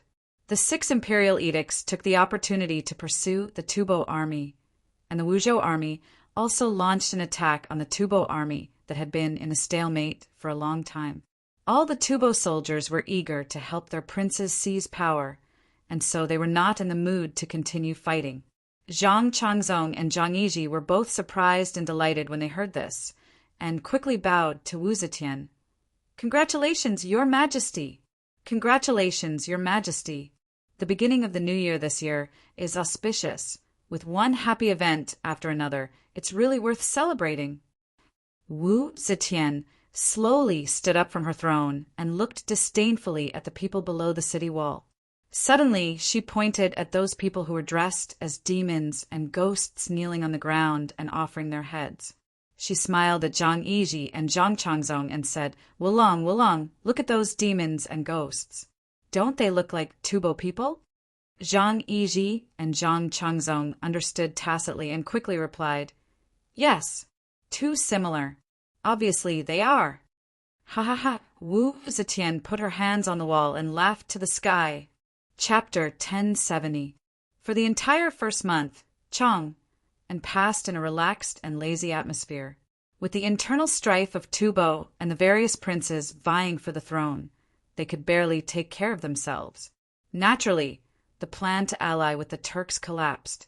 Misa was a Tubo general, and he also had his own tribe. He also had a prince who was most in line with the interests of his tribe and himself. Now that the male protagonist of the marriage was dead, there was no reason for him to stay in Chang. And the day after he heard the grievous news, he hurriedly left and rushed back to Tubo to participate in the struggle for power. The Tubo's release made the Turks feel a little helpless. However, the Turkic envoy Emo Hagen could not leave with his tail between his legs like Misa. He still lingered in Chang'an. Wu Zetian's attitude now clearly became more forceful. Emo Hagen had asked for an audience 10 times, but only once was granted. The situation was stronger than the person, so Emo Hagen could not be overbearing. After the first month, the spring wind gradually warmed the earth, and the great Zhou dynasty welcomed 2 happy events. In order to avoid the marriage with Tubo, the Prince of Xiang had urgently chosen husbands for his 2 oldest daughters, Xian Yuan and Shou Chang. Although the Tubo were no longer forcing the marriage due to the internal strife, the marriage that had already been arranged naturally had to be carried out. Therefore, Wu Zetian issued an edict for the marriage of Shou Chang and Xian Yuan. Wu Zetian had the Luantai come out and say, "The Prince of Xiang's daughters, Shou Chang County Magistrate and Xian Yuan County Magistrate, together with Ling Tianhan, will gradually train the royal family. Their qualities are brilliant and their natures are fragrant and elegant. The emperor's grandson is about to surrender. It has only been a year, and the people of the country are willing to allow him to return. Cui Zhen, the minister of the Pure Temple, and Xue Boyang, the crown prince's left minister, will be dressed in ceremonial robes and will bow to the teachings of the famous. They will be beautiful and talented. The flying phoenix is auspicious. Riding on the dragon's back is appropriate. The Shou Chang County Magistrate can be Shi Zhen. The Xian Yuan County Magistrate can be Shi Boyang." Once the edict was issued, the 2 families immediately prepared for the marriage. In the 3rd month of spring, the 2 county magistrates were married. At the wedding banquet, the Prince of Xiang's daughters gathered together, and a table was set up in the rear residence. Although they were young, they still ate some rice wine. After all, this was a day of great joy. Qingyang raised her cup and said to her sisters, "The sudden death of the Tufan king allowed us sisters to escape this calamity.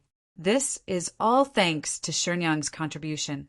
Sisters, why haven't you raised your cup yet? Let us toast Shenyang to show our gratitude." Qingyang was teasing Li Qiaying, and all the sisters laughed and raised their glasses. Li Huawan was worried that her younger sister would lose face, so she hurriedly pulled Qingyang's clothes, but it was too late. Unexpectedly, Li Qiaying was not the slightest bit annoyed. She had a faint smile on her face and calmly raised her cup, accepting the salute from her sisters. The sisters thought that she was putting on airs, but Li Qiaying was secretly proud of herself. "I was the one who helped you resolve this matter, so it's only right for me to receive your respect." Li Qiaying was already convinced that the sudden death of the Tufan king was the work of Yang Fan, but because of her previous oath and because she was a person who took her promises very seriously, it was not good for her to announce this secret to the public. In this little girl's heart, she already regarded Yang Fan as a deity. In truth, when she heard from her 3rd brother that Yang Fan had ingeniously planned to rescue the prince of Luling from Fangzhou and bring him back to Luoyang, she had already regarded Yang Fan as a celestial being. Were this not the case, she would not have been so desperate to seek medical help, believing that as long as Yang Fan was willing to think of a way, he would be able to resolve this calamity for her. It was precisely because she had long believed that Yang Fan possessed unfathomable abilities that she attributed the death of the Tufan Zanpu to Yang Fan. However, although the death of the Tufan Zanpu from the Nanzhao kingdom was an unexpected accident, the idea of using the Nanzhao kingdom to restrain the Tufan kingdom was indeed Yang Fan's idea, and he was also the one who facilitated it. However, this result was not his doing, so Li Qiaying could be considered to have guessed half of it correctly. Because of the sudden death of the Tufan Kingdom's Zanpu, they did not have time to make arrangements for his funeral, and now they really fell into internal strife. When the two princesses of the Prince of Xiang's mansion got married, Yang Fan had already received news from the Tufan Kingdom's spies that the struggle for hegemony among the Tufan princes had been settled, and a new king had been elected. Seeing that all the major tribes had their own masters, and that the entire Tufan Kingdom was about to fall apart, the Empress Dowager, Chimali, hurriedly stepped forward and took charge of the state affairs as the Empress Dowager. After the Empress Dowager took charge of the state affairs, she decisively appointed her 7-year-old grandson, Chili Lazin, as Zanpu. Chili Lazin's mother's name was Zanmodo, and his family was extremely powerful. Empress Dowager Chimali's maternal family was also extremely powerful. With the cooperation of the two families, and the fact that the Empress Dowager chose a grandson of the king was a perfectly justifiable move, the position of Zanpu was finally confirmed. However, this only ensured the stability on the surface. The tribes and families behind the princes were not willing to accept this. The rapid decline of the royal power had become a fact, and without a strong prime minister to suppress them, many tribes began to act on their own, and the royal power could no longer be enforced throughout the Tufan Kingdom. After meeting with Shenmu, Yang Fan evaluated the situation and believed that the Tufan Kingdom would be in chaos for at least 20 years, until after Chili Lazin's death. If he could become a great king like Songzan Gampo, the Tufan Kingdom would recover. For at least 20 years, it would be difficult for the Tufan Kingdom to pose a threat to the Central Plains. The two of them came to this conclusion after fully understanding the situation of the various forces in the Tufan Kingdom, and after receiving the detailed analysis of many wise men from the Heaven Observation Division. In reality, after Chili Lazin's death, he did not become a great king, and the subsequent generations of Tufan and Zanpu did not produce another hero like Songzan Gampo. The decline of the Tufan Kingdom began at this time, and from this moment on, the Tufan Kingdom continued to go downhill until its demise. 3 days after the marriage of the two princesses of the Prince of Xiang's estate, on the day they officially returned home, good news came from the western regions about Tang Xiujing. When Tang Xiujing arrived at Suya, he used both carrot and stick on the 10 families tribe, writing empty checks as if they didn't cost money, completely beguiling the leaders of the 10 families tribe. The lord of the 10 families tribe, Wuzheil, was officially conferred the title of prefecture king by the great Zhou and recognized as the Turkic Shirhan. From this point onwards, he could rightfully kick Hasero aside and become the lord of the 10 families tribe. He had obtained the greatest benefit, so he gladly agreed to send troops. By sending troops to suppress Moshe, Wuzheil would not only gain even more support from the Tang dynasty, but it would also be in line with his own interests. After all, the Eastern and Western Turks had been mortal enemies ever since they split up. Since he had replaced Ashina Hasero as the lord of the Western Turks, he had to attack the lord of the Eastern Turks. Wuzheil had 200,000 soldiers, only half of Moshe's. However, Moshe's territory was too vast and needed to be garrisoned everywhere, especially on the border with the Great Zhou. Thus, the number of soldiers he could actually mobilize was not greater than Wuzheil's. As a result, Moshe could only stop fighting on the Eastern Front and move soldiers to meet Wuzheil. When Emo Higu heard this news, he immediately changed his attitude. What he needed to do now was not to force the Great Zhou into a marriage, but to express goodwill and repair the relationship between the two countries so that the Great Zhou would not ally with the 10 families tribe and stab them in the back. Yang Fan and Shenmu, these two bad friends, were naturally delighted in the Tubo and Turkic backyards being set ablaze, but they had not expected that once the Great Zhou was rid of its external threat, it would begin to fight among itself. This internal strife was naturally between the officials and the Second Zhang. The Second Zhang had always been in constant conflict with the officials, but the spark that had ignited this all-out war was Zhang Changqi. When Zhang Changqi had been impeached and demoted by the imperial censor, Wu Zetian had taken sides and used the power of the emperor to demote him to Qi province minister. When Zhang Changqi arrived at Qi province, the Tubo and Turkic forces had joined forces to invade. Zhang Changqi complained incessantly, but he did not dare to abandon the city and escape.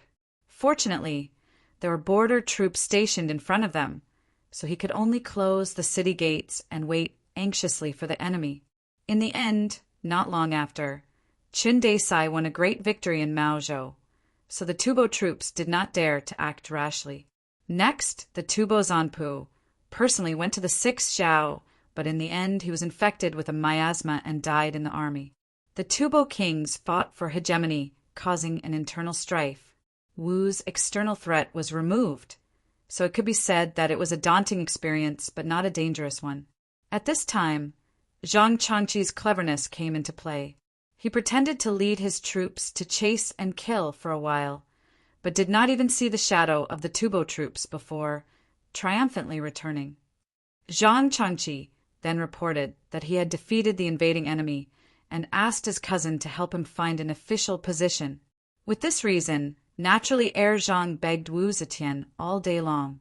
Wu Zetian could not resist the coaxing and pestering of her two lovers. She had no choice but to agree to help Zhang Changqi find an official position. One morning at the morning court, the Ministry of Appointments reported that there was a vacancy in the chief historian of Yongzhou. Wu Zetian immediately remembered her promise to her lover. She looked around at the prime ministers and asked, "There is a vacancy in the chief historian of Yongzhou who can fill the post?" Wei Yuanzhong reported, "Xue Jichang can do it." This Xue Jichang was originally the chief historian of Yongzhou, but now he was the chief minister of Right Station. Compared to before, he was a lot nobler, but he did not have as much authority as before. Wei Yuanzhong wanted this colleague and good friend to be the chief historian of Yongzhou again. The Son of Heaven was old. The world was about to change. If he had more authority, he would have a greater chance of success in the future. Among the prime ministers, Yang Zixi, Su Weiwei, Wei Qingqing, and Wei Sili all had deep friendship with Heir Zhang. But this incident happened too suddenly. They did not have Heir Zhang's permission beforehand. So naturally they would not nominate Zhang Changqi. Wu Zetian knew that she could not count on the prime ministers to recommend her. So she took the initiative and said, "Xue Jichang has been in the capital for a long time. Zhen has another important position. Recently, Qizhou's deputy minister Zhang Changqi has repelled the Tubo invading enemy. He has established a military service. Zhen wants to appoint Zhang Changqi as the chief historian of Yongzhou. What does the prime ministers think?" Only now did Yang Zixi, Su Weiwei, and the other prime ministers understand Wu Zetian's intention. Promptly they bowed and said, "Your Majesty is wise." Wei Yuanzhong stepped out from the crowd and said in a loud voice, "Zhang Changqi cannot be the chief historian of Yongzhou." Wu Zetian knitted her brows slightly. "Why does Prime Minister Wei say that?" she asked. Wei Yuanzhong said, "Zhang Changqi is young and ignorant. He does not understand local government affairs. He has only been in Qizhou for a short period of time. It is even more difficult to say that he has gained experience. Yongzhou is the imperial capital. Yongzhou is the governor of the capital. It is located in Chang, and the government affairs are complicated. How can Zhang Changqi be competent?" Comparing this person with Xue Jichang, the superiority and inferiority can be seen at a glance. Actually, the prime ministers have the right to recommend officials. Right now Yang Zixi, Su Weiwei, and the others have understood Wu Zetian's intention. As long as Wu Zetian insisted, these prime ministers would definitely step forward to support her. However, Wu Zetian also knew that Zhang Changqi was not qualified to be the chief historian of Yongzhou, be it in terms of seniority, ability, or reputation. Wu Zetian had abused her official position for personal gain, so she did not have much confidence. As soon as Wei Yuanzhong spoke, she unexpectedly fell silent. Yang Zixi, Su Weiwei, and the others were all old foxes. Seeing that the emperor did not insist, naturally they would not step forward to say anything. If something happened to Zhang Changqi in Yongzhou, as the people who recommended him, they would also have to bear the responsibility. Unexpectedly, this matter was left unsettled. When the two Zhangs heard about this matter, they could not help but fly into a rage. Zhang Changzong slapped the table and sternly shouted, "This old man Wei has repeatedly made things difficult for our Zhang family. If this can be tolerated, what can be tolerated?" Zhang Yizhi, who has always been more composed than him, was also provoked by Wei Yuanzhong. He angrily said, "This old thing does not know how to appreciate favors. He really wants to climb all over us.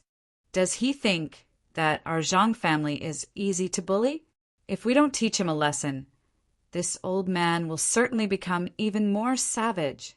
After the two brothers had a discussion, they immediately launched their revenge against Wei Yuanzhong. Chapter 1071. It was the 3rd month of spring, and the scenery was bright. White willow catkins flew all over the sky, as if it was a heavy snow in the middle of winter. However, under this heavy snow, there was a cold mist and new willow trees on the shore. It was the scene of spring. The color of the willow was like smoke and snow. It was one of the 8 sceneries of Chang, and it was called the wind and snow of the willow.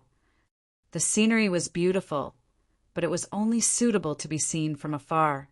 For those who were in it, it was extremely troublesome. For example, Yang Fan and Xue Huai, who were standing by the Baqiao.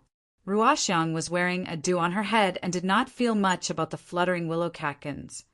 But Yang Fan and Xue Huai had to squint and speak carefully to avoid the catkins from entering their mouths. "I'll ask someone to send Master Xue all the way to Yangzhou, then change to a large ship there. The ship and manpower are very reliable. Don't worry, Master Xue." Xue Huai smiled and said, 17, you're really amazing now. I didn't expect you to have such close relations with Nanyang and Dongying. This fleet is yours, right? Although I live in Kyoto now, all the feudal lords in Japan have to give me some face. If your people encounter any trouble in Dongying in the future, tell them to find me at Hanbara Temple in Kyoto. Xue Huai had experienced many ups and downs, and was no longer as crude as before. However, his personality was still wild, and his words were really heroic. However, his arrogance had always been backed up. In the past, he had Wu Zetian to support him in the Central Plains. Now that he was in Dongying, it was because he had enough power. Thank you, Master. Master's wife, I wish you a safe journey. Yang Fan turned to Ruoxiang and bowed to her with a smile. Ruoxiang was a 16 or 17-year-old girl, much younger than Yang Fan. However, her status was there, so Yang Fan was very polite. Ruoxiang pressed her knees and bowed back to him, a very pretty smile vaguely visible under her slightly exposed face. All right. We're both grown men. Let's not play those childish games. Let's go. I'll wait for you in Dongying. When Xue Huai saw that Hong 1 and Hong 6 were about to step forward to bid farewell to Yang Fan, he waved his hand forcefully, turned around, and strode onto the ship. Ruoxiang immediately followed behind him. Hong 1 and Hong 6 cupped their fists towards Yang Fan and said, "Take care!" Then they followed Xue Huai onto the ship. Not far away, the Japanese Tang Imperial Envoy, Ambassador, and Deputy Envoy bowed to the ship. There were also a few Japanese monks who put their palms together.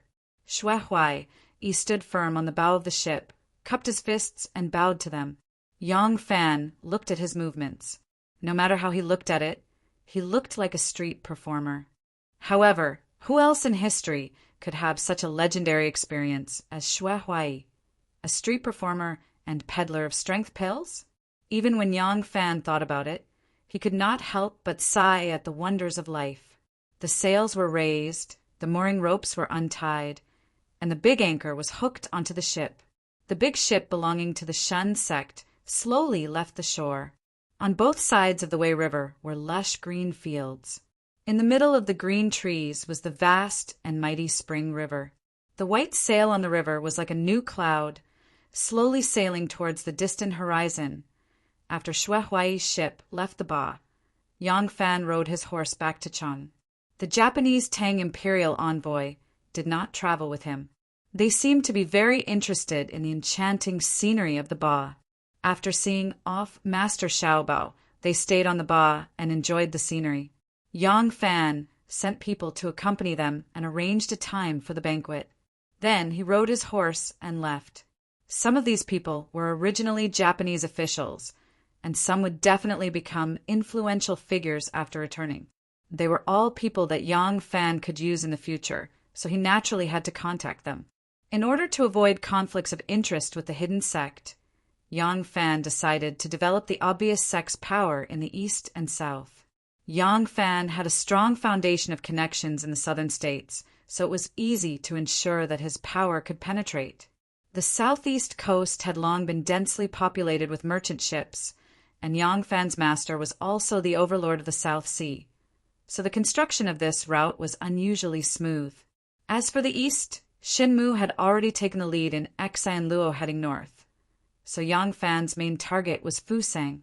However, he started to manage Dongying late, so his power there was still very weak. Although he had Xue Huai's help, which was equivalent to having the biggest inside man in Japan, he could maintain close contact with these Tang imperial envoys. In the future, his network in Dongying would be wider, and it would definitely be beneficial to the development of his power. Naturally, he could not miss this opportunity. When Yang Fan was about to reach the city gate, there was suddenly a group of people riding horses in the distance. They galloped very quickly, and the road was covered in dust. Many commoners who were entering the city moved to the sides of the road. At the front of the group of people, there were a few servants leading the way. When they arrived at the city gate, they said a few words to the gatekeeper, and the gatekeeper hurriedly had people open the city gate, remove the obstacles, and let those people enter the city. When the city gate opened, the group of people had just reached the city gate, and they did not stop at all. They marched straight in. Yang Fan saw a few familiar faces in the group, but he could not remember most of their names. He only vaguely remembered that they were people from Guanzhong's aristocratic families. Among them, there was only one that Yang Fan remembered very clearly, because that person was Du Wentian's father, Du Jingting, the head of the Du clan in Fanchuan. Seeing that these people had suddenly gathered together and were in a hurry, Yang Fan could not help but wonder, did something happen? After Yang Fan returned to the city, he sent people to inquire about those people, and he himself returned to Longqing Square. He walked along Vermilion Bird Avenue and was about to turn to Longqing Square when dozens of horses suddenly came out of a workshop on the side of the road. Most of the riders on the horses wore soft-legged headdresses, robes, and black leather boots. Since they were dressed like this, they were either officials wearing swallow-style robes or scholars with scholarly honors. Seeing that they had solemn expressions and were in a hurry, no one was talking or laughing, and did not look like they were gathering for a trip. This attracted Yang Fan's attention. Yang Fan looked around and found a few familiar faces in the crowd. The person who was surrounded by the crowd was the Minister of Strict Governance, the Minister of Imperial Censor, Song Jing. Song Jing's expression was cold, and his eyes were filled with anger. When Yang Fan saw this, he thought, something must have happened. Not long after, the people he sent to inquire about the news returned with detailed information. Something had indeed happened. The second Zhang was not a person who was good at forbearance. Even Zhang Yiji was only slightly calmer than Zhang Changzong. As soon as the two brothers decided to launch a counterattack against Wei Yuanzhong, they immediately began to carry it out. They used every opportunity to slander Wu Zetian. They said that Wei Yuanzhong had publicly threatened that once the crown prince succeeded the throne, he would kill the second Zhang first. They said that Wei Yuanzhong had formed a private clique and bewitched them, saying that the emperor was old, and that it was better to rely on the crown prince early in order to protect his wealth and glory. Wei Yuanzhong was indeed loyal to the crown prince. This point could be felt by Wu Zetian from his words and actions in the court. Wei Yuanzhong was indeed forming cliques. In fact, which official did not form cliques, and the more important the official, the more so. Since ancient times, no matter if it was someone who truly wanted a career or just wanted to solidify their position, as long as they struggled in the official path, no matter how high or low their position was, they all had their own small circle. Even the self-proclaimed solitary official, Lai Junshin, had a group of henchmen. The only person who had truly reached the realm of solitary official, where one's grandmother was not close to, one's uncles did not love, one's loyal and treacherous people kept a respectful distance, was probably the great Ming dynasty's strange Lord Hai Rui. However, later generations were used to calling the cliques of the ancient people that they admired as loyal and righteous, and the cliques of the people that they hated as villains colluding with each other. For the emperor, as long as there was a clique, it was something he hated and was wary of. No matter what goal it was for, it did not affect the nature of the matter. Wei Yuanzhong had indeed said a few things to attack Zhang, and even dissatisfied with Wu Zetian, although he would not say it as blatantly as what Zhang said to Wu Zetian. Zhang was only exaggerating, or directly pointing out the hidden meaning that Wei Yuanzhong had not said. It was not like he was making groundless accusations or making baseless accusations. Because of these reasons, coupled with Wu Zetian's excessive reliance and trust towards her two lovers in her later years, she completely believed Zhang's words. As a result, Wu Zetian became extremely angry. She felt that this was disrespect towards her and a challenge to her authority. And Wu Zetian's attitude towards all enemies that tried to challenge her authority was to strike down harshly. She would rather kill the wrong person than let them off. The result of her self-reflection was that the reason why the officials were so unrestrained was because she had been too lenient over the past few years. The officials had already lost their respect for her. As a result, she decided to severely punish Wei Yuanzhong and make an example out of him. But she also knew that with just these words, the most she could do was convict Wei Yuanzhong of speaking without restraint. It would not be able to severely punish a prime minister. As a result, she instructed Zhang to find a more serious crime. Since she had decided to establish her authority, Wu Zetian decided to stop at nothing. Zhang understood tacitly and immediately concocted a weapon that Wu Zetian had always used to attack her political enemies: rebellion. Wei Yuanzhong attempted to rebel. Wei Yuanzhong was backed by the current crown prince. Wu Zetian did not believe that without the crown prince's instructions, Wei Yuanzhong would be so unrestrained. As a result, she wanted to severely punish Wei Yuanzhong and at the same time give the crown prince a warning so that he would behave himself. As soon as Zhang concocted the evidence of Wei Yuanzhong's rebellion, Wu Zetian issued an edict to arrest Wei Yuanzhong. In the last few years, with the establishment of the crown prince, the return of power to Li was an inevitable fact. The Son of Heaven was old, and his desire to kill was far less than it had been in the past. This had truly caused the ministers of the court to regain some of their strength and courage. In the past, when the prime ministers were arrested, the ministers would do their utmost to rescue them.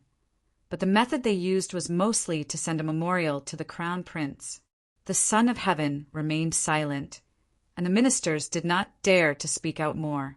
But this time, Wu Zetian seemed to have poked a hornet's nest, and the backlash from the ministers was even more severe than before. In the imperial court, in memorials, the civil and military officials used every method to denounce the emperor. Every day, a large number of people sought an audience with the emperor. Wu Zetian was truly old. She no longer had the energy to contend with the ministers and engage in tit-for-tat struggles. All of this made Wu Zetian exhausted. Every day, only when she returned to the inner palace would she be able to find a brief moment of peace. The ministers' counterattack was so fierce that it naturally could not rely on their own strength. The reason the backlash this time was so strong was because someone was supporting them from behind. But this person was neither the crown prince nor the Prince of Xiang. By the time Yang Fan learned of the entire matter, this person had already rushed to the Yang estate to wait for him. Chapter 1072. The person who was waiting for Yang Fan in the Yang family was Princess Taiping. Princess Taiping had long noticed that the officials were targeting Zhang, but she did not stop them. She wanted to use the officials to test the queen's attitude and tolerance. If the officials succeeded in attacking Zhang, it would be good, but if they failed, it would not hurt the queen's strength.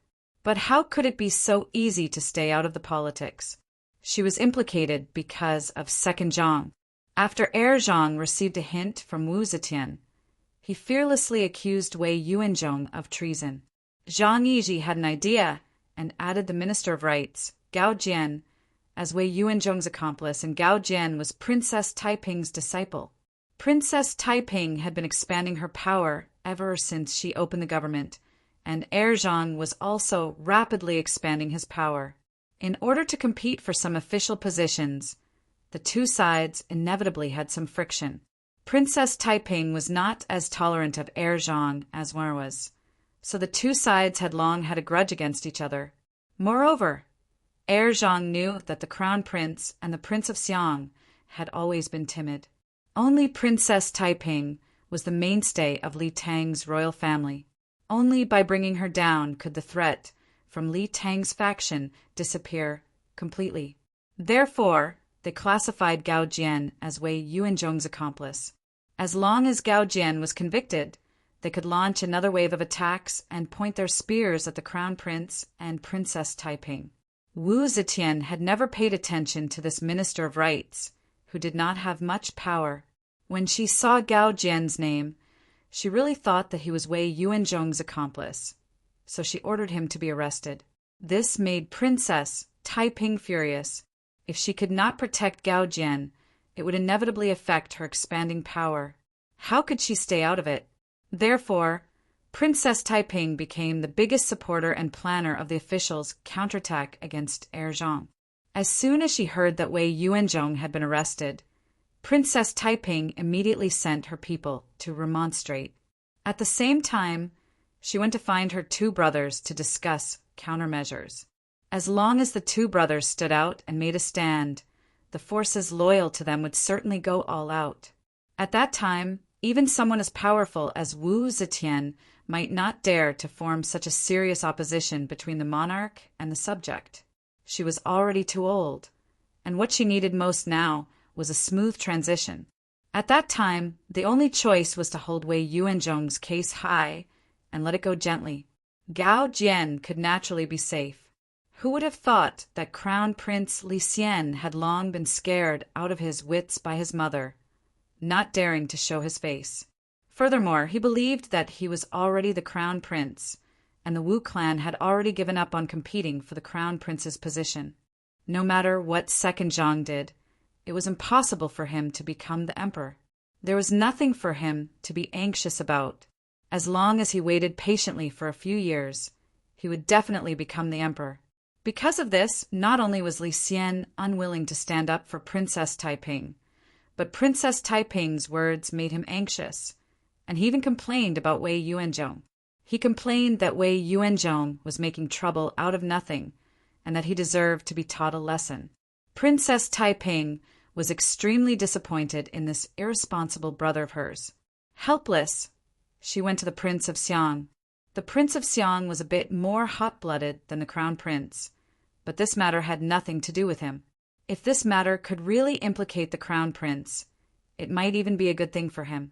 If the Crown Prince himself was not going to stand up for him, why should he meddle?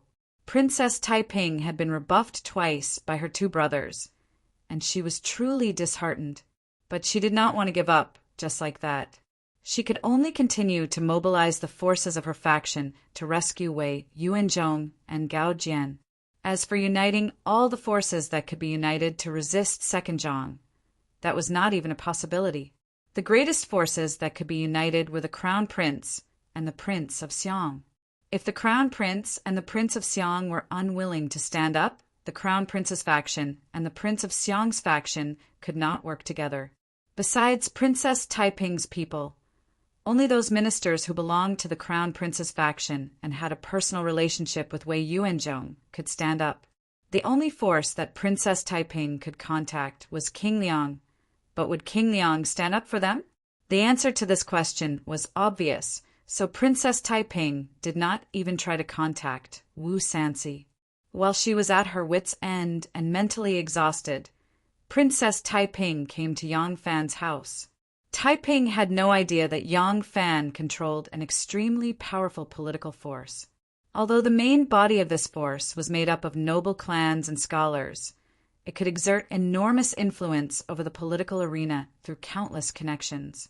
She was just weak and powerless, so she instinctively wanted to find a shred of comfort from her lover. At this moment, in Fengchen prison, the Zhang brothers were nervously discussing countermeasures. They had not foreseen such an intense backlash from the ministers. If they had known that the ministers would react so fiercely, perhaps they would not have listed Gao Jian as an accomplice in the rebellion. But now Wei Yuanzhong and Gao Jian had completely denied all the charges that had been imposed on them. The three law divisions no longer had ruthless officials like Zhou Xing, Lai Junqin, or Sua Yuanli. The majority of the officials of the three law divisions were loyal to Li Tang. They would not use torture to extort a confession, and they even tacitly allowed the jailers to communicate with Wei Yuanzhong and Gao Jian. When Wei Yuanzhong and Gao Jian knew that the ministers were rushing to rescue them, their attitude in prison became even more resolute. Wu Zetian ordered the three law divisions to interrogate them several times, but they did not get a single confession from them. Wei Yuanzhong even turned the tables and invoked the old precedent of when Wu Zetian summoned Di Renjie and the other 6 ministers, who had been framed by Lai Junqin, in front of the emperor and asked for a confrontation with the second Zhang in front of the emperor. What a coincidence! Song Jing and the other ministers also remonstrated at this time, asking for a confrontation in court to determine the truth. Wu Zetian had no choice but to agree to a confrontation between the accused and the accused in court to determine whether Wei Yuanzhong and Gao Jian were guilty or not. As her body aged and her energy declined, Wu Zetian's control over the court was indeed getting weaker and weaker. If it were 10 years ago, she would not have been forced into such a difficult situation by the ministers. After leaving the court, Wu Zetian immediately told the second Zhang about this matter. They were the ones who made up the accusation, so they naturally had to provide evidence. As soon as Zhang Yizhi and Zhang Changzong heard this, they panicked. Their accusation of rebellion was fabricated. If they really wanted to fight, they would not have any real evidence. The two of them had a secret discussion. Zhang Yizhi said, "We must find a witness. With a confession and a witness, we can convict them." Zhang Changzong breathed a sigh of relief and said, "This matter is easy to handle. I'll let Ma Han come forward as a witness. Tell him to stick to Wei Yuanzhong and Gao Jian and say that he heard them say those treacherous words with his own ears." Zhang Yizhi angrily glared at him and said, "Fool! Ma Han is our Fengchen supervisor's man. If we let our man come forward as a witness, do you think the people of the world will be convinced?" Zhang Changzong rubbed his chin and said hesitantly, "How about we bribe him with money? There are a lot of ruffians in the streets. As long as we can afford it, they will definitely—" Zhang Yizhi interrupted him again and said, "A ruffian unexpectedly heard what the Prime Minister said? Is that possible?" Zhang Changzong stared at him and said, "This won't do, that won't do. What do you think we should do?" Zhang Yizhi was silent for half a day before he resolutely said, "Zhang Shuo! We'll let Zhang Shuo come forward." Zhang Changzong was startled and asked in surprise, "Zhang Shuo, will he be willing?" Zhang Shuo was currently an official in the Phoenix Pavilion. Zhang Shuo had already passed the imperial examinations at a young age. During the court examinations, his answers were ranked first by Wu Zetian. He was a famous scholar in the world. This person had a friendly relationship with Gao Jian.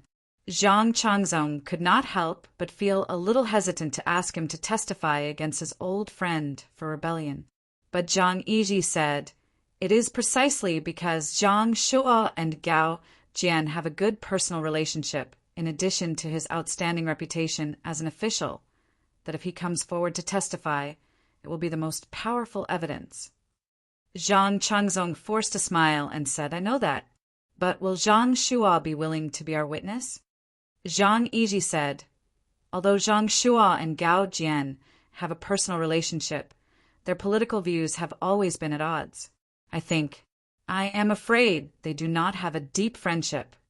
Zhang Changzong's expression changed. Is there such a thing? He hastily asked. Zhang Yiji nodded and said, Gao Jian once wanted to introduce Zhang Shua to join him as Princess Taiping's disciple, but Zhang Shua was unwilling to agree. Later on, because there were rumors that Taiping kept Gao Jian and the others as her gigolo, Zhang Shua used this as an excuse to distance himself from Taiping. When we were compiling the Pearl of the Three Sects, Zhang Shua put in a lot of effort, so I did not treat him unfairly. Precisely because of the compilation of the Pearl of the Three Sects, he, a talent without any background or backing, was promoted to the Phoenix Pavilion's Renren. This can be considered as my kindness to him, right? Now, as long as we give him a high position and a generous salary, it is not certain that he will not be moved by us. Zhang Yiji whispered to Zhang Changzong, You go and find him first. When the time comes, I will tempt him and you will coerce him. Both of us will work together. If he agrees to be our witness, he can choose a high position and a generous salary. If he does not agree, then we will cut off his future. I am not afraid that he will not obediently submit. Zhang Changzong repeatedly nodded and immediately left Fengqin prison to personally invite Zhang Shua. Yang Fan learned that the current prime minister had been arrested. This was a major event that had not happened in recent years. Yang Fan hurriedly entered the palace to find out the details. With his identity as the Thousand Horsemen General, it was more convenient for him to enter and exit the palace than the imperial family. Very quickly, he obtained first-hand information from one Yang Fan came out of the palace and had just returned to his mansion when Emo Xuanfei came up to him and whispered, Ah Lang, Princess Taiping is here. Emo Xuanfei knew the ambiguous relationship between his master and Princess Taiping, so he spoke very softly. Yang Fan was startled and asked in a low voice, Where is she? Emo Xuanfei pointed to the flourishing flowers and plants. Yang Fan understood and turned around to climb up the short mountain. In a red pentagonal pavilion, Xiaoman was sitting and chatting with Taiping. The pavilion was lush with foliage, and strange flowers as big as the mouth of a bull hung heavily beside them. The two women were even more beautiful than the flowers. Seeing Yang Fan walking along the small path, Xiaoman immediately stood up and called out in a sweet voice, Lang Jun. Yang Fan nodded to her and smiled at Taiping. He cupped his hands and said, Your Highness is here. Xiaoman smiled at him and said softly, Lang Jun, accompany Your Highness for a while. I will go and prepare the food and wine. Xiaoman excused herself to Taiping and left. Yang Fan sat down on the seat she had just sat on. Seeing Taiping's unhappy expression, he smiled and said, What's wrong? Are you unhappy because Gao Jian was arrested? Taiping hatefully said, You have to look the owner before beating the dog. Second Zhang is clearly targeting me. I will definitely not let this matter rest. Yang Fan sighed and said, Speaking of which, Prime Minister Wei's character is too straightforward. Since the impeachment against Second Zhang is invalid, the Emperor's intention to protect him is obvious. He should endure it for the time being. Why show his hatred towards Second Zhang so clearly? If they were willing to feign civility, why would Second Zhang take the risk out of desperation? Now, Second Zhang only lost a clown, but they have suffered a great loss. It is really unwise. Taiping rolled her eyes at him and said coquettishly, What are you saying? If I did not know your character, I would have thought that you are on Second Zhang's side. Yang Fan smiled and comforted her. All right. Things have come to this point. It is useless for you to be angry. It is better to look at the long term. Taiping said in a fit of pique, My hair is long, but my knowledge is short. I cannot see the long term. Speaking to this point, she suddenly sensed that there was a hidden meaning in Yang Fan's words. She could not help but raise her eyes in surprise and said, "See the long term? What do you mean by that?" Yang Fan had already found out after entering the palace that the person who wanted to kill one to warn 100 was Wu Zetian herself. Second Zhang was only an executor. How would they fight this lawsuit? Yang Fan said, Do you think anyone would dare to casually frame others for rebellion? At the beginning, Zhou Xing, Sua Yuanli, and the others dared to use this as a reason to eradicate the ministers. That was because the emperor also needed them to do so. As for Lai Junqian, he is a mad dog. He cannot be speculated with common sense. Do you think Second Zhang is as mad as Lai Junqian? Princess Taiping was very intelligent. Although Yang Fan said it vaguely, Princess Taiping understood immediately. She could not help but cry out, "Are you saying that this matter was incited by Queen Mother?" Yang Fan sighed softly. He did not say yes or no. He only said in a low voice, Second Zhang came prepared this time, "It will be very difficult for you to save Gao Jian." Princess Taiping bit her lip and said, "Even if it is difficult, I have to do it. How can I sit back and do nothing?" Yang Fan said, "A strong man must loosen his wrist. When it is time to let go, you must let go. Otherwise, when you should have a finger, you will lose your arm. This is a matter that even a wise man would not do. Lingyue, for a gentleman to take revenge, 10 years is not too late. If you endure for a moment, you will have a more powerful counterattack in the future." Princess Taiping turned away and did not say anything. Yang Fan did not say anything more. He only wanted her to think about it, who knew that after a while he could faintly hear sobbing. Yang Fan quickly stood up and walked to her side. He saw Taiping with tears in her eyes. He could not help but ask in panic, "Lingyue, what are you doing?" Taiping said in a sobbing voice, "People bully me. You do not stand up for your woman. You only know how to persuade me to give up. You stinky men only know how to protect yourselves. Don't tell me that I, a woman, should worry about this world?" Yang Fan was surprised. "You?" Taiping angrily struggled away from his shoulder and said, "My 2 elder brothers are like this. You are also like this. You are all cowards." Yang Fan suddenly understood. He gently hugged her shoulder and said with sincerity, "If I could help you, do you think I would not do it? This matter has indeed hurt you, but the official career is dangerous. How can it be smooth sailing? If there are those who do not have strong willpower, because of a small setback, they will abandon you and seek a better career elsewhere. Even if you win them over, how can you put them in an important position?" Taiping angrily asked, "Then I will just endure it?" Yang Fan said, "Endure it. Endure for a moment. Only then can you achieve long-term success. Looking at it now, ordinary crimes will not be able to do anything to them. Only by giving them a taste of their own medicine will there be a chance of success. Before that, you must endure it." Even if Taiping was exceptionally talented, proud and arrogant in front of Yang Fan, she had to bow down and act like a small child. Listening to Yang Fan's words, Taiping thought it over and over again. After hesitating for a long time, she finally nodded her head in grievance. Chapter 1073. Zhang Shuo came out of the Fengchen prison with a heavy heart. He didn't even see the deputy imperial censor Songjing walking toward him. Songjing felt strange and took the initiative to greet him. Zhang Shuo seemed to wake up from a dream. He quickly stood still and saluted Songjing. Songjing saw that he was in a trance and said, "Daoji, are you not feeling well? Why do you look so pale?"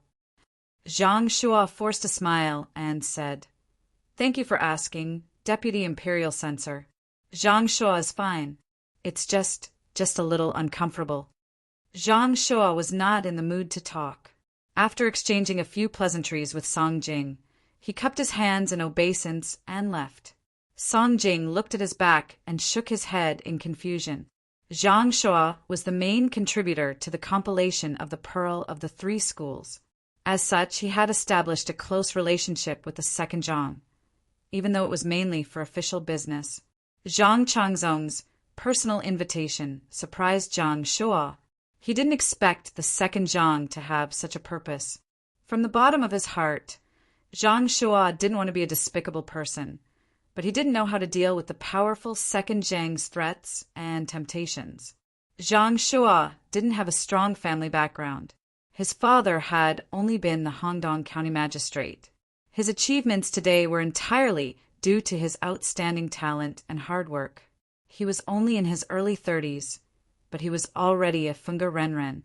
His future could be said to be very promising. This was also the reason why Zhang Shuo didn't want to form a faction or accept the recommendation of his good friend Gao Jian to join the Taiping sect. He was a cautious person and didn't want to join any faction in today's complicated and unclear situation. As long as he did his part, no matter who ascended the throne, he would be put in an important position because of his good official reputation, outstanding talent, and a clean political background. But the tree longed for peace, but the wind would not stop. In the end, this storm still affected him. Zhang Yiji promised him great benefits. As long as he agreed to be a witness, he would be guaranteed a position as an assistant minister. As long as he first became an assistant minister with real power in the 6 ministries, he would have the opportunity to be promoted to prime minister. Although Zhang Shuo had always been very confident in his official career, he didn't dare to have too many extravagant hopes for his ultimate goal of becoming prime minister. In his estimation, even if his official career went smoothly, he would only become prime minister when he was 60 years old. He still had to struggle for at least another 30 years. Zhang Yiji's promise shortened the time by 20 years. This condition was indeed tempting, but if it was just an enticement, it wouldn't be enough to move Zhang Shuo. Zhang Shuo didn't want to carry a stain that he would never be able to wash away. However, Zhang Changzong also threatened him at the same time. If he refused to comply, he would be banished to Lingnan and spend the rest of his life as a county magistrate. Based on how much the empress doted on them, Zhang Shuo believed that they would do what they said. Zhang Shuo was unwilling to join any faction, which indeed made his position extraordinary. It was precisely because of this reason that he had no backing.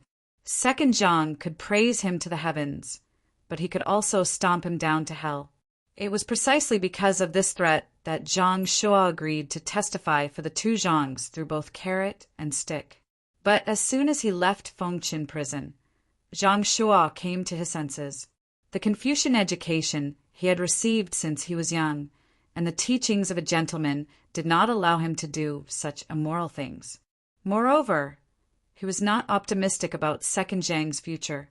If he were to be tied to second Zhang's chariot from now on, however, if he didn't agree to their request, he wouldn't be able to pass this hurdle. Zhang Shuo's stomach was knotted with worry, and he truly found it difficult to choose. No one knew of his secret discussion with second Zhang, and Zhang Shuo wasn't willing to discuss it with anyone. He returned home with a heavy heart. After thinking it over, he didn't get a wink of sleep the entire night. There was no morning court session the next day. Wu Zetian summoned the crown prince, the Prince of Xiang, Prince Liang, and the other prime ministers to the Chongqing courtyard as witnesses, to have the original and defendant confront each other in court. All the civil and military officials of the court moved upon hearing the news. Although they couldn't enter Chongqing courtyard without an imperial edict, they all gathered outside and waited with bated breath for the outcome. After entering the palace, Wei Yuanzhong and Gao Jian naturally flatly denied second Zhang's accusations, but second Zhang spoke with certainty. As the 2 sides continued to argue, Yao Chong stepped forward and said to Wu Zetian, "Your Majesty, there are no witnesses or material evidence for what second young master has said. It is not enough to convict the prime minister."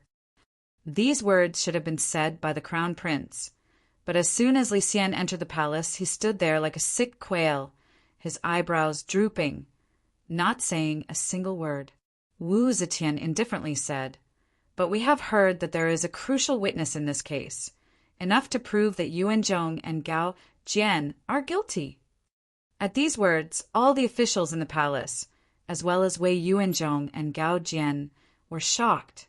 Wu Zetian raised her voice and said, "Come, summon Zhang Shuo of the Phoenix Pavilion." For a moment, the palace was in an uproar. Gao Jian's eyes were wide open, his face full of disbelief. Even now, he still couldn't believe that his close friend would come forward to testify against him. Shanghai Wan quickly gave a look to the eunuch who delivered the edict. The eunuch was Little Hai, and as Wan Er's confidant, he immediately understood. After walking out of Chongqing courtyard, Little Hai didn't raise his head or open his eyes. He only slowly announced, "The emperor has decreed that summon Zhang Shuo of the Phoenix Pavilion to come forward to testify for Zhang Fengchen."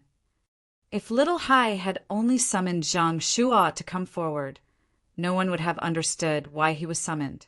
At the very least, they wouldn't have understood that he was going to testify for second Zhang. But as soon as Little Hai said these words, all the officials waiting outside the palace understood that the emperor summoned Zhang Shuo to come forward to testify against Wei Yuanzhong and Gao Jian.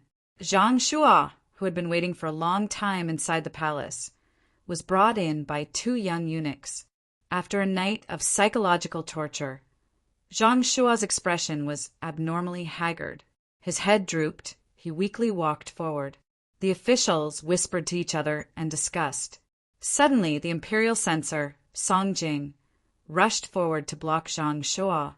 Zhang Shuo saw a pair of feet appear in front of him. He slowly raised his head and saw that it was Song Jing. He couldn't help but be startled. Hesitantly, he cupped his hands and said, "Imperial censor Song." Song Jing's eyes shone as he sternly said, "Doji, a person's reputation is the most important.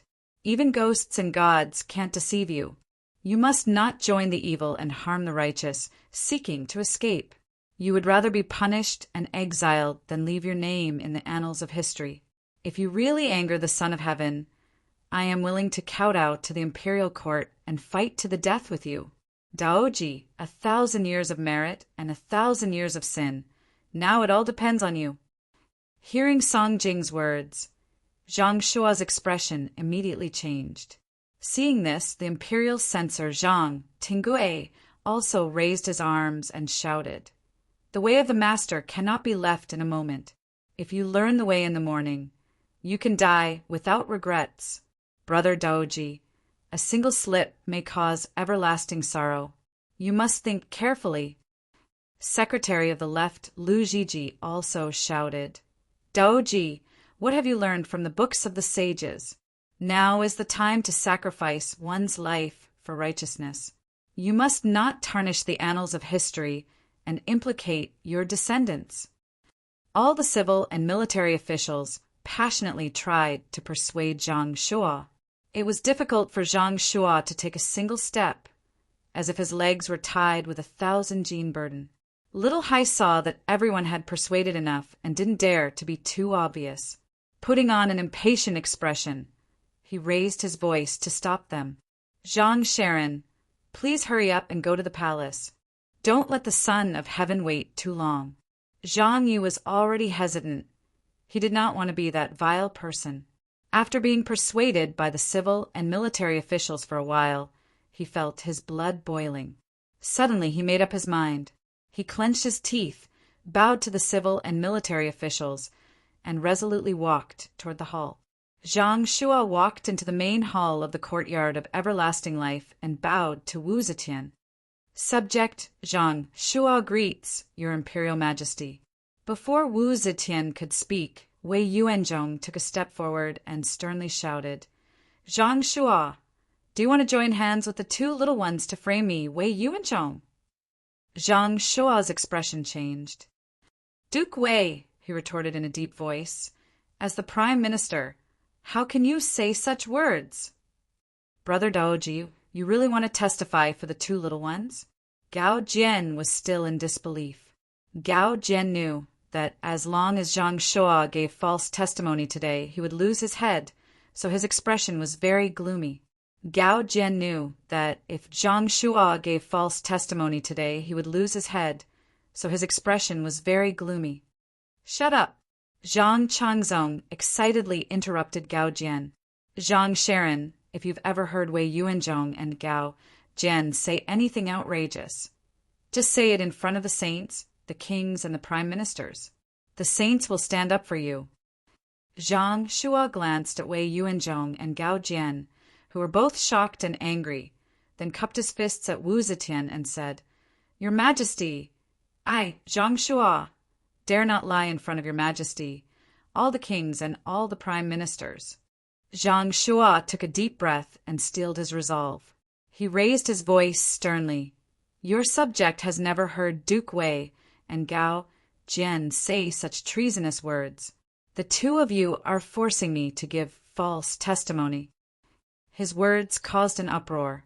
Wei Yuanzhong and Gao Jian were overjoyed, but Zhang Yiji and Zhang Changzong were both shocked and angry.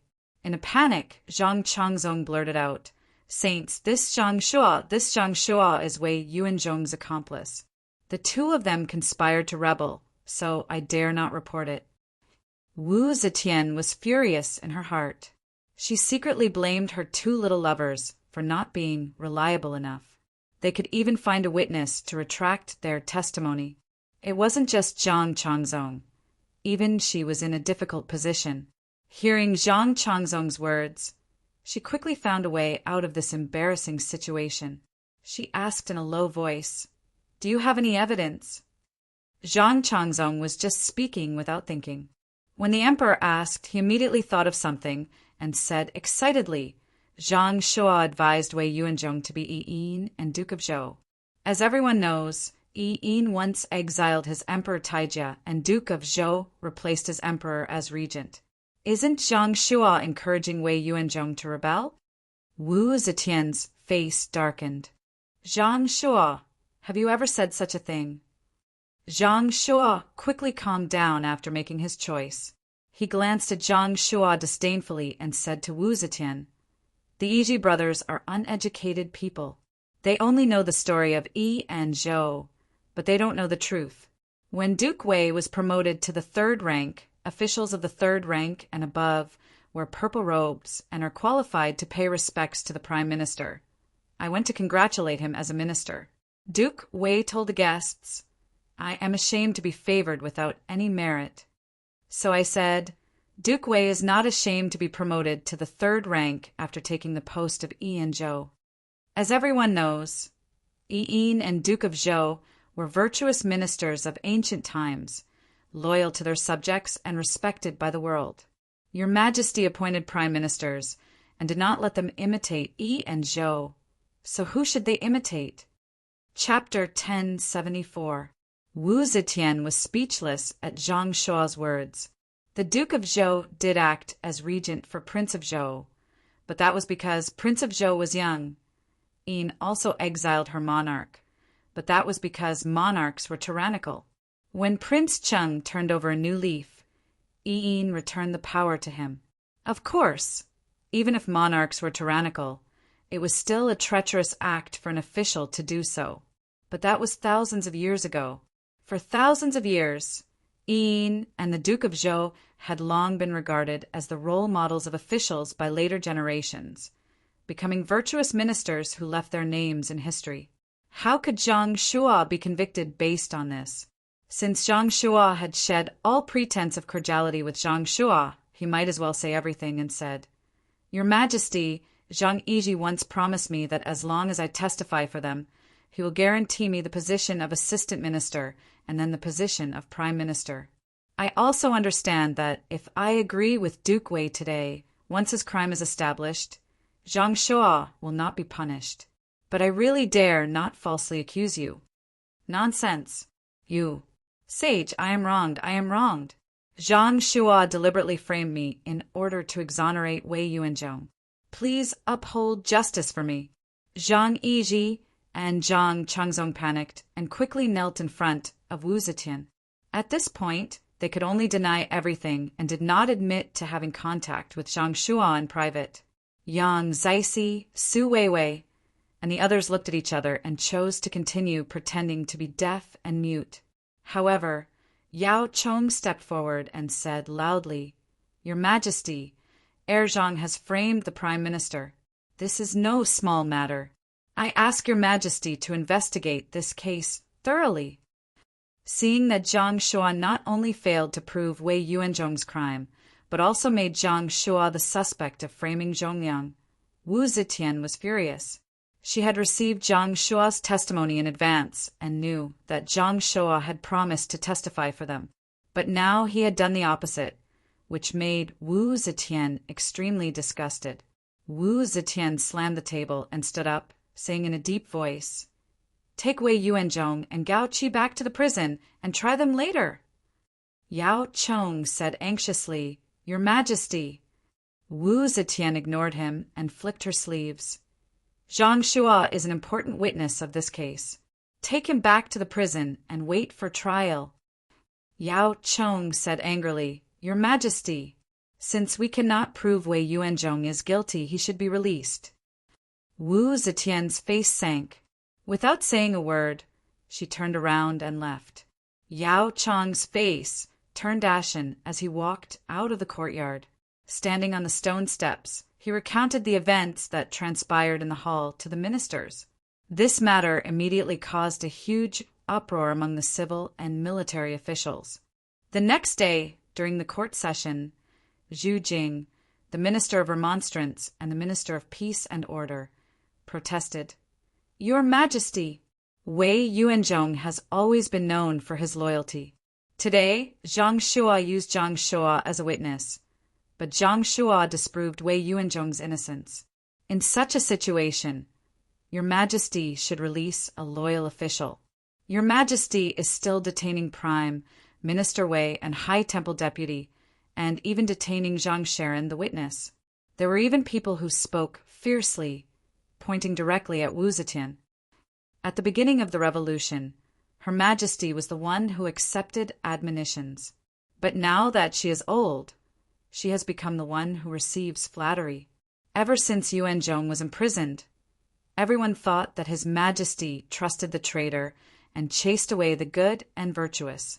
Loyal officials and martyrs are grieved and kept their mouths shut.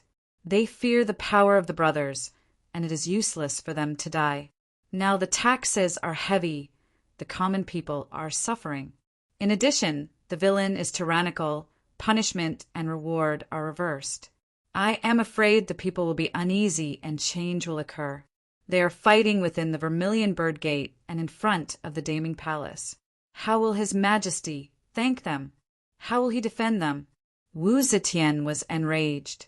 She called for the palace guards and shouted angrily, "Drag them out! Drag them all out!" The court meeting ended on bad terms. Princess Taiping was delighted and invited Yang Fan to her residence. She said to him, "Erlang, this time you have made a mistake."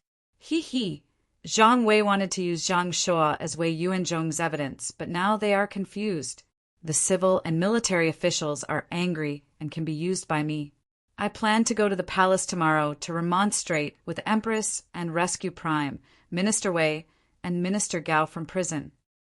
Yang Fan had won as his eyes and ears in front of the emperor. No one understood Wu Zetian's current state of mind better than him. After Wu Zetian reported to the court, she angrily returned to the inner palace. The first thing she said was, "Zhang Shua is really a villain, despicable and hateful." Zhan is disgusted.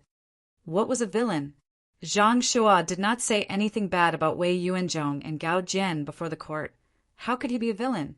Wu Zetian's unintentional words not only showed that she knew that Zhang Shua had bribed Zhang Shua to falsify his testimony, but she was also angry that Zhang Shua was telling the truth. Yang Fan saw Taiping's naivety and could not help but shake his head. "Linghua, don't get carried away. Now is not the time for you to go into battle." Princess Taiping complained, If I did not listen to you, they would have come forward earlier and perhaps they would have rescued them. Now you still want to stop them. Don't you understand the situation in the court? My two brothers have always been timid in front of the Empress. If I do not come forward, won't the loyal officials be bitterly disappointed? Yang Fan said seriously, "Of course, I understand the situation in the court. But what can I do even if I understand? The one who decides this matter is the emperor. Don't you understand the emperor's intention?" Zhang Shua testified in front of everyone, and the truth has been revealed. Why didn't the emperor pardon Prime Minister Wei and Minister Gao and instead put Zhang Shua in prison? If you rashly come forward and anger the emperor, won't you lose more than you gain if the emperor deprives you of your right to open a government office? In the past, Gao Jian suffered hardships and committed all kinds of despicable acts. But the Yu officials and subordinates did not leave him in disgust. What are you worried about? Or are you too passionate about power and don't want to give up this opportunity to win the hearts of the people? Princess Taiping's expression suddenly changed. Yang Fan sighed and gently embraced her body. He stroked her hair and said softly, "As the commander-in-chief of the 3 armies, how can I easily take risks and charge and break through enemy lines? How about this? Wait for 3 more days. If the emperor still hasn't made a decision in 3 days, you will come forward and plead for Prime Minister Wei, Minister Gao, and Zhang Sharon. If the emperor makes a decision that is disadvantageous to Prime Minister Wei, I promise you that I will conspire with you." Princess Taiping thought for a long time before lightly nodding her head. Wu Zetian flew into a rage in the imperial court, throwing several officials who had remonstrated out of the hall. But the officials did not stop there. As soon as she returned to the rear palace, memorials from the officials arrived, each one more intense than the last. Wu Zetian's disregard for the law had thoroughly infuriated these officials. Many of the officials from the Crown Prince's faction and the Prince of Xiang's faction had no personal relationship with Wei Yuanzhong, Zhang Shua, or Gao Jian, nor had they received any orders from the Crown Prince or the Prince of Xiang. Thus, they had always remained uninvolved. But now they angrily joined the ranks of remonstrators. This was not only because of their obsession with justice, but also because of the sorrow of a fox mourning the death of a rabbit. The elderly Wu Zetian had an abnormally stubborn personality. She turned a deaf ear to the avalanche of petitions from the officials, only issuing an edict ordering the Prince of Hanoi, Wu Yizong, and the prime ministers to investigate this case together. Wu Yizong was one of the most ruthless officials after Zhou Xing, Lai Junqin, Sua Yuanli, and Qiu Shenji. Wu Zetian hoped that he could make a breakthrough and obtain testimony favorable to Zhang. However, Zhang Changzong's slander had caused the deaths of the crown prince's son and daughter, as well as Wu Qingxi's eldest son, and had even caused the seriously ill Wu Qingxi to vomit blood and die. This matter caused the other members of the Wu and Li clans to empathize with it, and they all felt a common hatred for Zhang. Although Wu Yizong understood his aunt's intentions, he was also unwilling to assist Zhang in his abuse. Even the chief judge was a bystander, so the hearing naturally yielded no results. The remonstrations of the officials only grew more and more intense.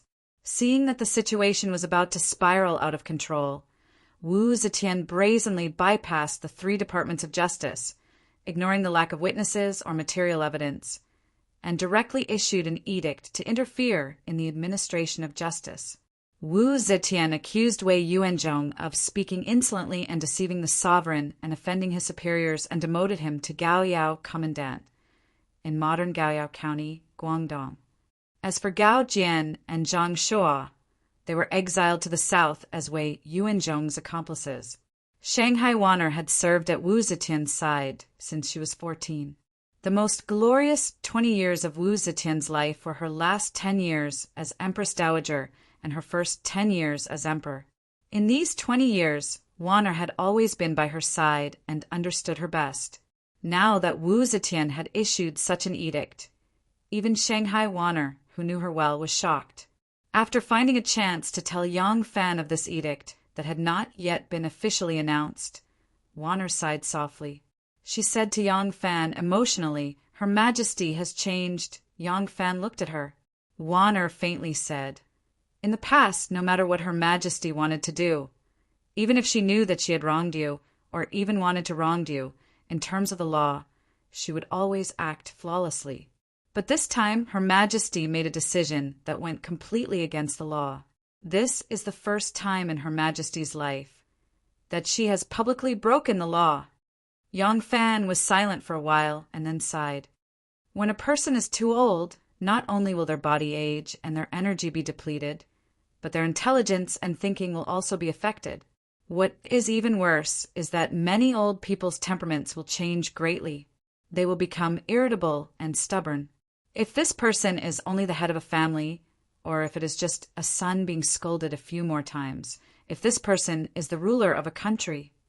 A smile slowly appeared on Yang Fan's face as he softly said, "But this is not necessarily a bad thing for us." This time, Her Majesty was unable to use the three-law division to convict Wei Yuanzhong. She could only bypass the three-law division and use the imperial power to suppress him. This means her control over the court is becoming smaller and smaller. Yang Fan raised his eyes to look at the dusky sky and leisurely said, "The sun rises, but there will be a time when it sets. This sun is about to set." As soon as Yang Fan came out of the black tortoise gate, Ren Wei pursed his lips at him. Yang Fan raised his head and saw a jadeite oil cleansing carriage parked quietly on the opposite side of the wide street. It was bathed in the setting sun. Yang Fan saw the 4 tall and round female sumo wrestlers standing on the left and right sides of the carriage. He knew whose carriage it was and slowly walked over. Yang Fan slowly walked to the front of the carriage. The door silently opened. Yang Fan very naturally stepped onto the carriage. The door closed behind him and the carriage began to move out. Princess Taiping's bodyguards surrounded the carriage while Ren Wei and the other young residents' bodyguards stayed far behind. Princess Taiping looked at Yang Fan and said with a gloomy face, "Erling, you are right." Yang Fan silently sighed. Princess Taiping was silent for a while. She slowly raised her head and looked at him with hopeful eyes. She said in a low voice, "You said you will help me." Yang Fan nodded and softly said, "I will help you." Receiving Yang Fan's promise, Princess Taiping's eyes suddenly overflowed with crystal clear tears. She suddenly threw herself into Yang Fan's arms and hugged him tightly. Yang Fan gently stroked her smooth neck. Princess Taiping leaned on his broad and strong shoulder, feeling his love. Tears gently rolled down from the corner of her eyes. Since her mother acquiesced in her involvement in politics, her authority was heavier than before. Naturally, the pressure was also heavier than before. On one hand, she couldn't steal the limelight from her brother. On the other hand, she had to work hard to bear the responsibility that should have been borne by the crown prince. It was really difficult, like walking on thin ice. There was no one to share her burden. Her 2 brothers' timid actions had disappointed her again and again, but she had to do her utmost to assist her brother. This bound her hands and feet, and she often felt powerless. Anyone with a discerning eye could see that this political crisis was Second Zhang's counterattack against Li Tang's forces. His true target was the crown prince. But the crown prince was so short-sighted that he was not willing to make the slightest effort for his loyal and devoted subordinates. Moreover, the Prince of Xiang was wise to his own safety and stayed out of the matter. Princess Taiping was both tired and sad. Great Sir Mo sat upright on his horse, following Princess Taiping's carriage. He knew that in this political crisis, Crown Prince Li Xian and Prince of Xiang Li Dan's performance had greatly disappointed Princess Taiping. But wasn't this what he wanted? Great Sir Mo indifferently raised his head to look the palaces overhanging eaves bathed in the setting sun. The sunset on the horizon reflected in his eyes. His eyes flickered with light, but there was not a shred of warmth. Chapter 10:75. Wei Yuanzhong was the prime minister of the current dynasty. He was more than 70 years old, but he was sent away again. This time he was sent to a place even further away. To Guangdong, if it was a little further, he would be in Jiaoji. Wei Yuanzhong was dressed in plain clothes. He bade farewell to the emperor in the Golden Hall and angrily said in a loud voice, "I am old. Today I am going to Lingnan. 10 out of 10 I will die. I am afraid I will not be able to see your majesty again. There will be a time when your majesty will miss me." Wu Zetian's anger had not subsided. Hearing him say that, she was somewhat curious. She laughed coldly and said, "Why will I miss you?" Wei Yuanzhong's white beard fluttered. He pointed to Zhang Yizhi and Zhang Changzong, who were standing next to Wu Zetian, and shouted loudly, "These two children, in the future they will become the root of His Majesty's disaster. At that time His Majesty will think of this old official's benefits." Wu Zetian's countenance changed. Zhang Yizhi and Zhang Changzong were accused by Wei Yuanzhong in court as treacherous officials. They hastily prostrated themselves and cried out that they were wronged. Wei Yuanzhong looked at their ugly faces and was unable to restrain his anger. He cupped his hands to Wu Zetian, waved his big sleeve, and walked out of the main hall. The civil and military officials in the hall unexpectedly bowed deeply to him without prior agreement. Someone even said in a low voice, "Duke Wei, take care! Duke Wei, have a pleasant journey." The people in the Golden Hall were all the officials of the monarch. Regardless of their positions, they did not need to salute each other when they saw each other.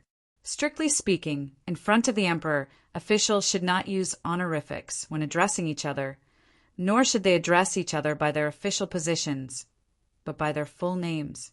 But at this moment, the officials in front of the emperor were solemnly saluting Wei Yuanzhong, even saying, "Duke Wei, take care." It was clear that they were extremely dissatisfied with the emperor and were using this as an excuse to vent their anger. Wu Zetian saw the reaction of the officials in her eyes. She was secretly vigilant. She suddenly felt that she had become a lonely person. Wu Zetian was in a trance. She suddenly remembered Zhou Xing, Sua Yuanli, Lai Junqin, Qiu Shinji, and the others who had been executed one after another. She couldn't help but sigh inwardly. They are the ones who are truly loyal to me. If they were still here, would the ministers dare to be so arrogant? However, it was useless to think about this at this time. Wu Zetian also knew that she didn't have much time left. She didn't have the time to cultivate a few capable watchdogs. Moreover, the courtiers gradually became bolder. It was not only because she had lost her powerful lackeys by her side, but more importantly, it was because of her declining age. Her aging was unstoppable.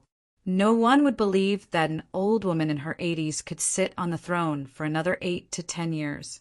Even those who had attached themselves to her in the past were now looking for a way out and a new backer, let alone those who feigned civility and sincerity and wholeheartedly focused on restoring Li Tang's throne. Thinking of this, Wu Zetian looked at the officials in the hall, and a wave of disgust rose in her heart. "Sage, I have been wronged, I have been wronged." Suddenly there was a burst of wailing. Wu Zetian took a closer look and saw that Zhang was still crying in front of the table. As soon as Zhang Yizhi and Zhang Changzong wailed, Wu Zetian should have woken them up. However, Wu Zetian was indeed a little old. At this time, she was actually absent-minded, reminiscing the days when the 4 ruthless officials were in court. Zhang had no choice but to continue wailing. Hearing the wailing, Wu Zetian looked down and saw Zhang kneeling in front of her, thumping his chest and stamping his feet. She couldn't help but feel a touch of warmth in her heart. She suddenly felt that she was not lonely. At least she still had these 2 little lovers. Not only did they live with her day and night, they were affectionate and intimate. They also never went against her in politics. Wu Zetian said softly, "Wei Yuanzhong has already left. Please get up. Don't be afraid. How can I believe his slanderous words? When a person is old, they will show some similarities to a child." Even though Wu Zetian was already an old woman and her need for sex was very little, her dependence on Zhang Yizhi and Zhang Changzong was getting heavier and heavier. Zhang Yizhi and Zhang Changzong no longer needed to wait on the bed to serve that old woman whose skin was loose and flesh was emitting the smell of old age. They just needed to accompany her and comfort her. It was easier for Zhang's heart to accept this. Wu Zetian felt their affection and was even more reluctant to leave them for even a moment. Sometimes they would sit together and tell childish and ridiculous folk tales. Wan was surprised to find that these little stories, which even she disdained to listen to, could actually make Wu Zetian laugh out loud, a laugh that came from the bottom of her heart. Sometimes Zhang Yiji and Zhang Changzong would tell her some interesting stories that happened among the people. Wu Zetian listened with great interest. She often told Zhang about some of her childhood. Even though she often forgot some things now, the memories of her childhood were inexplicably clear. She talked about it over and over again. Even Wan was familiar with every story of her childhood, not to mention Zhang, who stayed by her side every day. But Zhang still pretended to be interested. Every time, he listened very carefully, as if it was the first time he heard these stories from her. For Wu Zetian, it was indeed the first time she told these stories. She could not remember if she had told it to Zhang yesterday, or even just now. As she talked, she would nestle in Zhang Yiji's or Zhang Changzong's arms and fall asleep. She looked very peaceful in her sleep, just like a child. Wanner had a stronger and stronger feeling that what Lang Jun said was right. The sun was about to set. Wei Yuanzhong, Gao Jian, and Zhang Shua were banished to Lingnan, but the anger of the officials did not stop.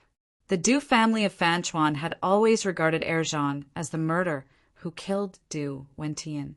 They spared no effort to contact him. Through the huge connections and financial resources of the aristocratic families, they united all forces and persistently found trouble for Zhang. Impeachment memorials were constantly sent to the emperor. Wu Zetian showed an attitude that she had never shown before, ignoring them. She completely ignored Zhang's various crimes mentioned in the memorial, but she also did not punish those who impeached Zhang and challenged her authority. It was not that she did not want to, but because she had already lost her exuberant energy. The aging of her body made her naturally choose this kind of reaction that should not have appeared in someone as strong as her. In the beginning, Zhang Yiji was a little nervous when faced with all kinds of impeachment, but seeing that Wu Zetian was calm, Zhang Yiji gradually developed the habit of ignoring it. He just quietly remembered the names of each impeachment, endured it, and waited for the opportunity to fight back. Wu Zetian admired Zhang Yiji's indifference. One day she smiled and said to Zhang Yiji, "A gentleman is magnanimous." Facing the provocation and impeachment of the officials, Wulong can be indifferent. "You are worthy of the name of a gentleman." Zhang Yiji humbly and ingratiatingly said, "I do not dare to be called a gentleman. It is only because I know that the sage will protect us, so I feel at ease." Zhang Changzong said, "The officials are not willing to forgive us. I am very depressed. My brother and I have never done evil to anyone. Why can't they tolerate us?" Because in the eyes of the officials, an emperor can only be a good emperor if he becomes a high and lonely person. Wu Zetian replied with a smile, "They are not targeting you.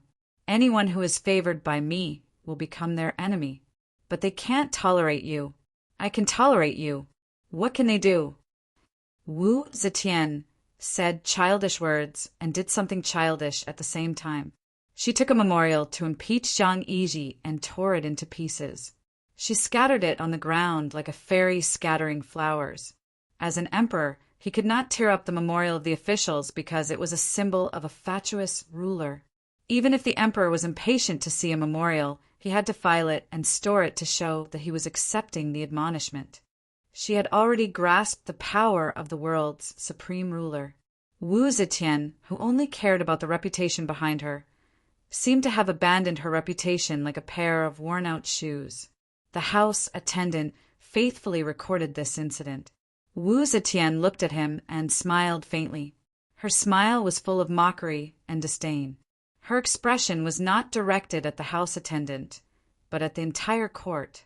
She used this almost childish action to vent her dissatisfaction. Wan gave Little Hai a look. Little Hai waved his horsetail whisk, and a few eunuchs tiptoed over. They knelt on the ground and picked up the scattered pieces, hoping to piece them back together. Wu Zetian did not stop them. She only smiled disdainfully. She snuggled into Zhang Yiji's arms and fell asleep, Not every official had a farsighted and farsighted vision, and not every official could uphold the path of a sage. The emperor's unusual trust in heir Zhang still made some officials wag their tails to express their goodwill and submit to heir Zhang like flies chasing after smelly, like they wanted to serve under him. Among them, there were a few who held real power. For example, Assistant Minister of the Summer Palace, Wei Qingqing, Assistant Minister of the Phoenix Pavilion, Cui Xinqing. They were only one step away from becoming prime ministers. They hoped to smoothly enter the political affairs hall with the help of Zhang Yiji's power. Among the prime ministers of the political affairs hall, Yang Zixi, Su Weiwei, and others always flirted with Zhang Yiji. Since Wei Yuanzhong was demoted, Yao Chong had been alone. In order to keep his position as prime minister and prevent the anti-Zhang forces from losing the last seat in the political affairs hall, Yao Chong had to change his way of doing things. At least on the surface, he began to get close to Zhang Yiji. This made Zhang Yiji's reputation even more arrogant.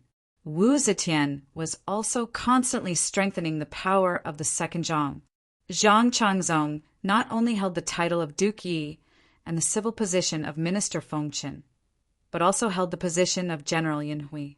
He held the position of Lieutenant General of the left 1,000 Ox Guards and controlled an army.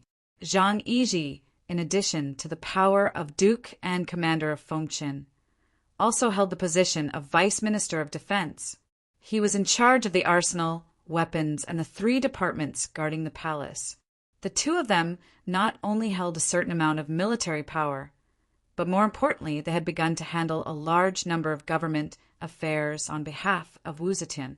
70 to 80% of the replies to the memorials actually came from the 2 of them. The emperor's neglect of government and authorization of Zhang Yiji not only angered the ministers who were enraged by Wei Yuanzhong's demotion, but also the crown prince, the Prince of Xiang, and the representative of the Wu clan, Wu Sanxi, felt deeply uneasy. As the vanguard of the rebellion against Zhang Yiji, Princess Taiping was naturally even more nervous. Don't worry. On the bank of the Wei River, Yang Fan held a fishing pole and watched the fish float gently tremble on the clear water. He said to Princess Taiping, who was wearing a light headpiece and sitting next to him, also holding a fishing pole, I have already begun to make arrangements. If other crimes can't bring them down, then I will put the crime of rebellion on them. I don't believe they will still not fall. At this time, Princess Taiping came to her senses. She sighed worriedly and said, seeing how much Mother dotes on them, I worry that even if I put the crime of rebellion on them, it won't be able to bring them down. At that time, what should I do? Yang Fan suddenly lifted his fishing pole, and a lively crucian carp jumped out of the water and struggled to jump in the grass. Chapter 1076. Princess Taiping trusted Yang Fan's promise unconditionally. Although she did not know that Yang Fan had great power, she believed in Yang Fan's wisdom and his steadiness in handling matters. For so many years, Yang Fan had traveled far and wide and had indeed accomplished several great things. He had always been courageous, resourceful, and experienced in handling matters. Since he said that he was already preparing, Princess Taiping restrained her temper. Yang Fan had indeed started to lay out the plan. He had used similar methods in the past. Although the purpose of the matter was different, the specific methods were also different, but the basic pattern was the same: deceiving people and deceiving people to make mistakes. This trick was like some of the tricks used by officials in the officialdom. After hundreds of thousands of years, there were actually only a few tricks. But when dealing with superiors and colleagues, it would always be effective. Yang Fan found out that Zhang Changzong's mother, Lady Lu, worshipped Taoism, so he sent a man named Li Hongtai to disguise himself as a Taoist priest. He first went to the Taoist temple that Lady Lu often went to, and when Lady Lu came to offer incense, he took the opportunity to approach her. As soon as they met, Li Hongtai pretended to be surprised and called Lady Lu as a noble person. Lady Lu was naturally curious. She originally believed in ghosts and gods. When she asked this Taoist priest, everything was strangely accurate. This Lady Lu immediately regarded this Taoist priest as a living immortal, with all kinds of information about the Zhang family that Yang Fan had inquired about in advance. Plus, Li Hongtai was good at reading people's expressions and had a silver tongue. It was naturally easy to fool a woman like Lady Lu. Lady Lu believed in Taoist priest Li, so she had to spread the news to her close friends and relatives. Soon, even Zhang Yiji's mother, Lady Zhang, also became his believer. Zhang Changzong and Zhang Yiji were very filial. Every few days, they would leave the palace to visit their mother. Mrs. Lu only had one son. She also knew some news about her son's impeachment. Now that there was such a living God around, Mrs. Lu naturally wanted her son to meet him and ask the living God to give him some advice. Zhang Changzong didn't really believe it at first, but Li Hongtai's divination for Zhang Changzong was all accurate. Many of the things that had happened in the palace, some of which had happened the day before and could not have spread to the outside world so quickly, were all clearly known to Li Hongtai. Furthermore, the things that Li Hongtai predicted would happen to Zhang Changzong 9 times out of 10. Zhang Changzong's attitude naturally changed greatly. He regarded Li Hongtai as a highly skilled jinren. Li Hongtai skillfully used some tricks to create a camouflage spell to fool the mother and son. As for physiognomy, there was water in the palace, and outside the palace, there were Xianzong's people spying and cooperating. Naturally, Taoist Li's physiognomy was not unreliable. Gradually, Zhang Changzong revered this Taoist Li like God.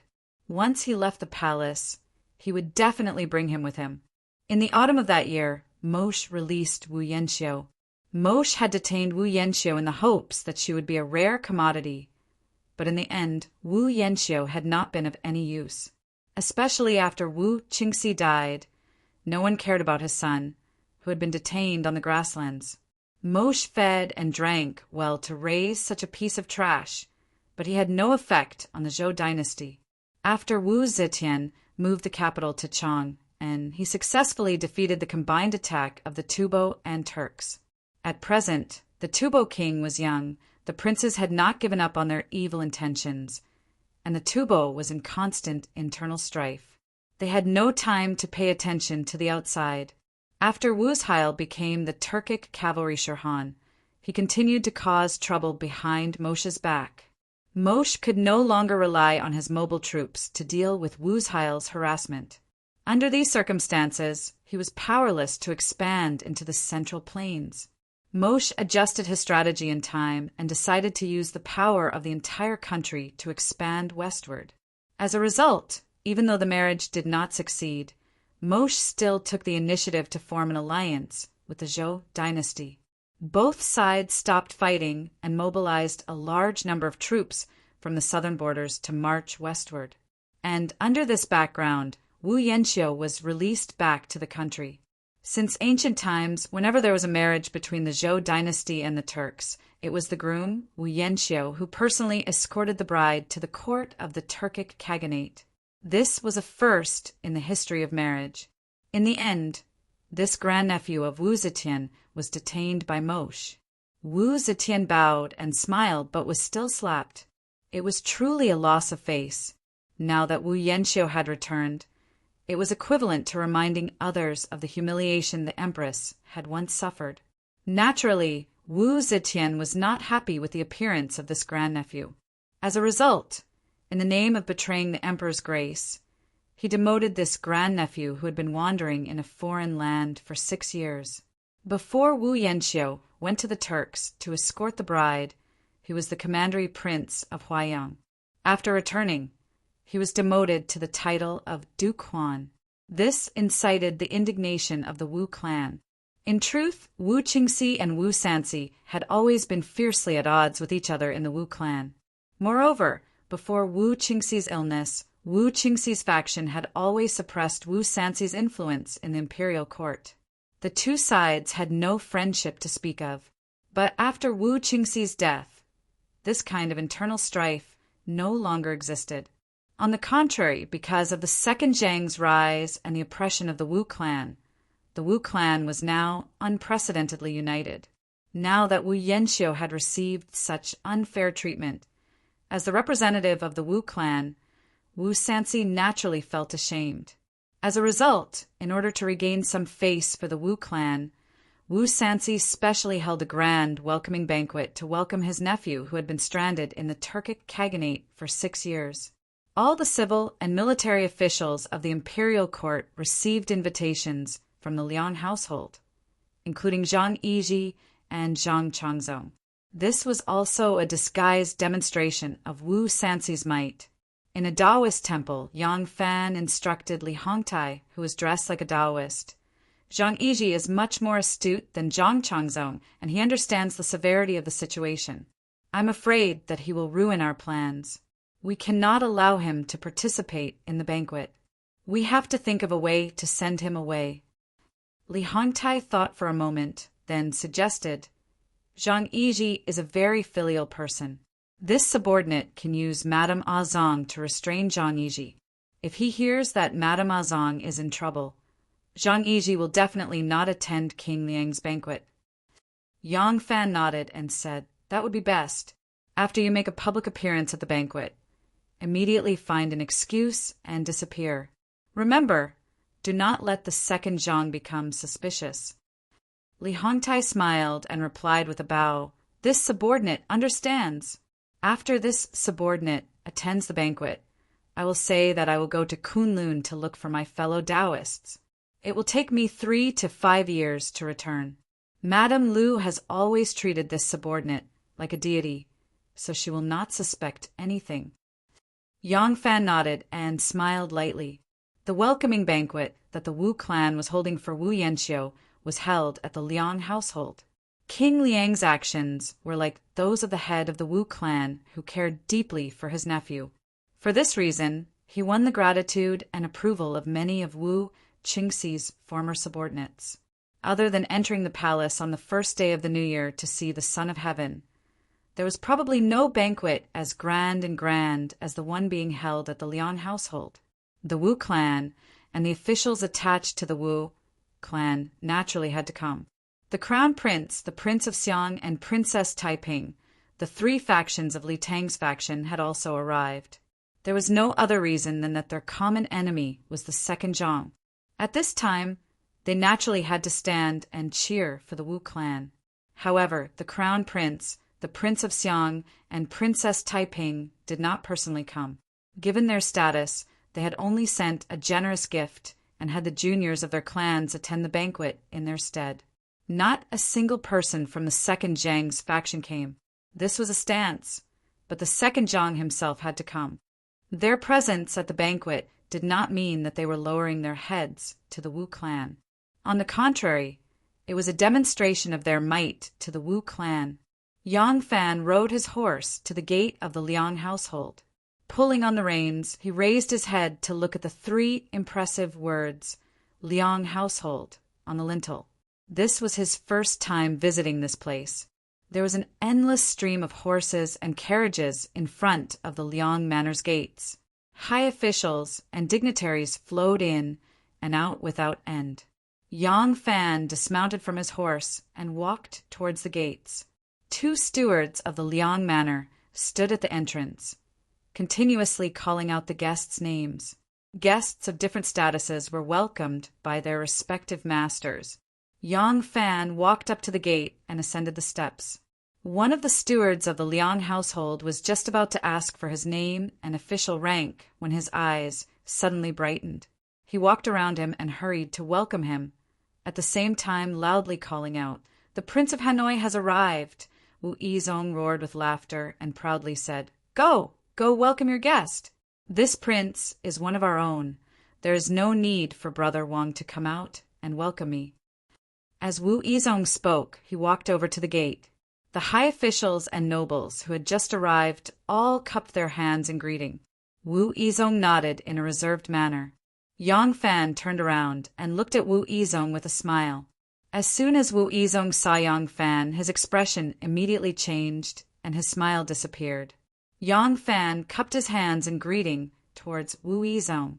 He was originally a head taller than Wu Yizong, and now that he was a rank higher, Wu Yizong could only raise his head to look at him. This made Wu Yizong even more displeased. With a cold snort, he swung his sleeves forcefully and walked past Yang Fan into the Liang household without looking sideways.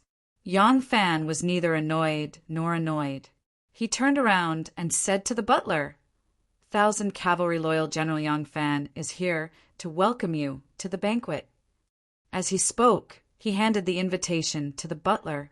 The butler had never seen Yang Fan before, but when he saw Wu Yizong's unfriendly expression towards Yang Fan, he couldn't help but feel curious about his identity.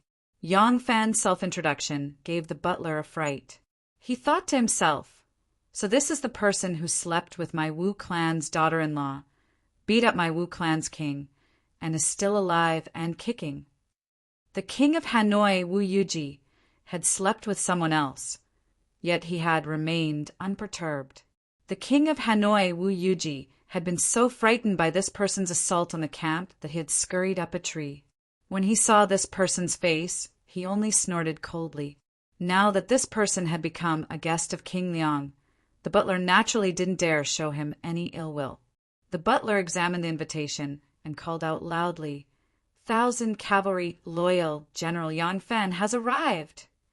Wu Sanxi's eldest and second sons were already married and had their own manners. His third son, Chong Lai, fourth son, and fifth son, Chong Chao, were still living in the Liang manor because they were still underage. As soon as he heard that the 1,000 Cavalry Loyal General had arrived, the youngest, Wu Chong Chao, tidied up his clothes and walked out to welcome him. When Yang Fan saw the young prince of the Liang manor come out to welcome him, he was just about to cup his hands in thanks when a strange cry of surprise came from behind him. Yang Fan turned his head in surprise and saw a gorgeous carriage parked in front of the Liang manor. Wu Chongxuan was standing in front of the carriage, his arm outstretched, helping a graceful beauty down. The beautiful woman Wu Chongxuan was supporting was naturally Li Guo. When this thought flashed through Yang Fan's mind, he turned around to enter the manor. He didn't like Li's personality, but he didn't want to argue with her even more. And this woman's annoying habit was precisely that she didn't care about the occasion. But when he saw Li Guo's attire, he couldn't help but be startled and also stopped.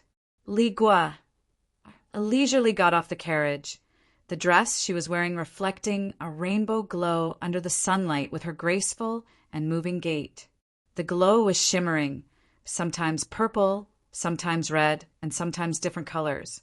This kind of feather dress was enough to attract everyone's attention, let alone when it was worn by such an outstanding beauty.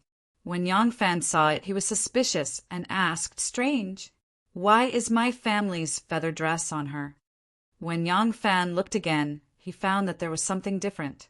The monofilament bird cage dress in his manor was not only woven from the feathers of 100 birds, but it was also pieced together from all kinds of feathers to form a picture of 100 birds. The smallest picture of a bird was only the size of a fingernail, but it had all the features of a bird. That feather dress was rare. First, the material was rare. Without a year and a half of effort, it would be difficult to gather all the feathers of 100 birds. Second, the weaver was rare.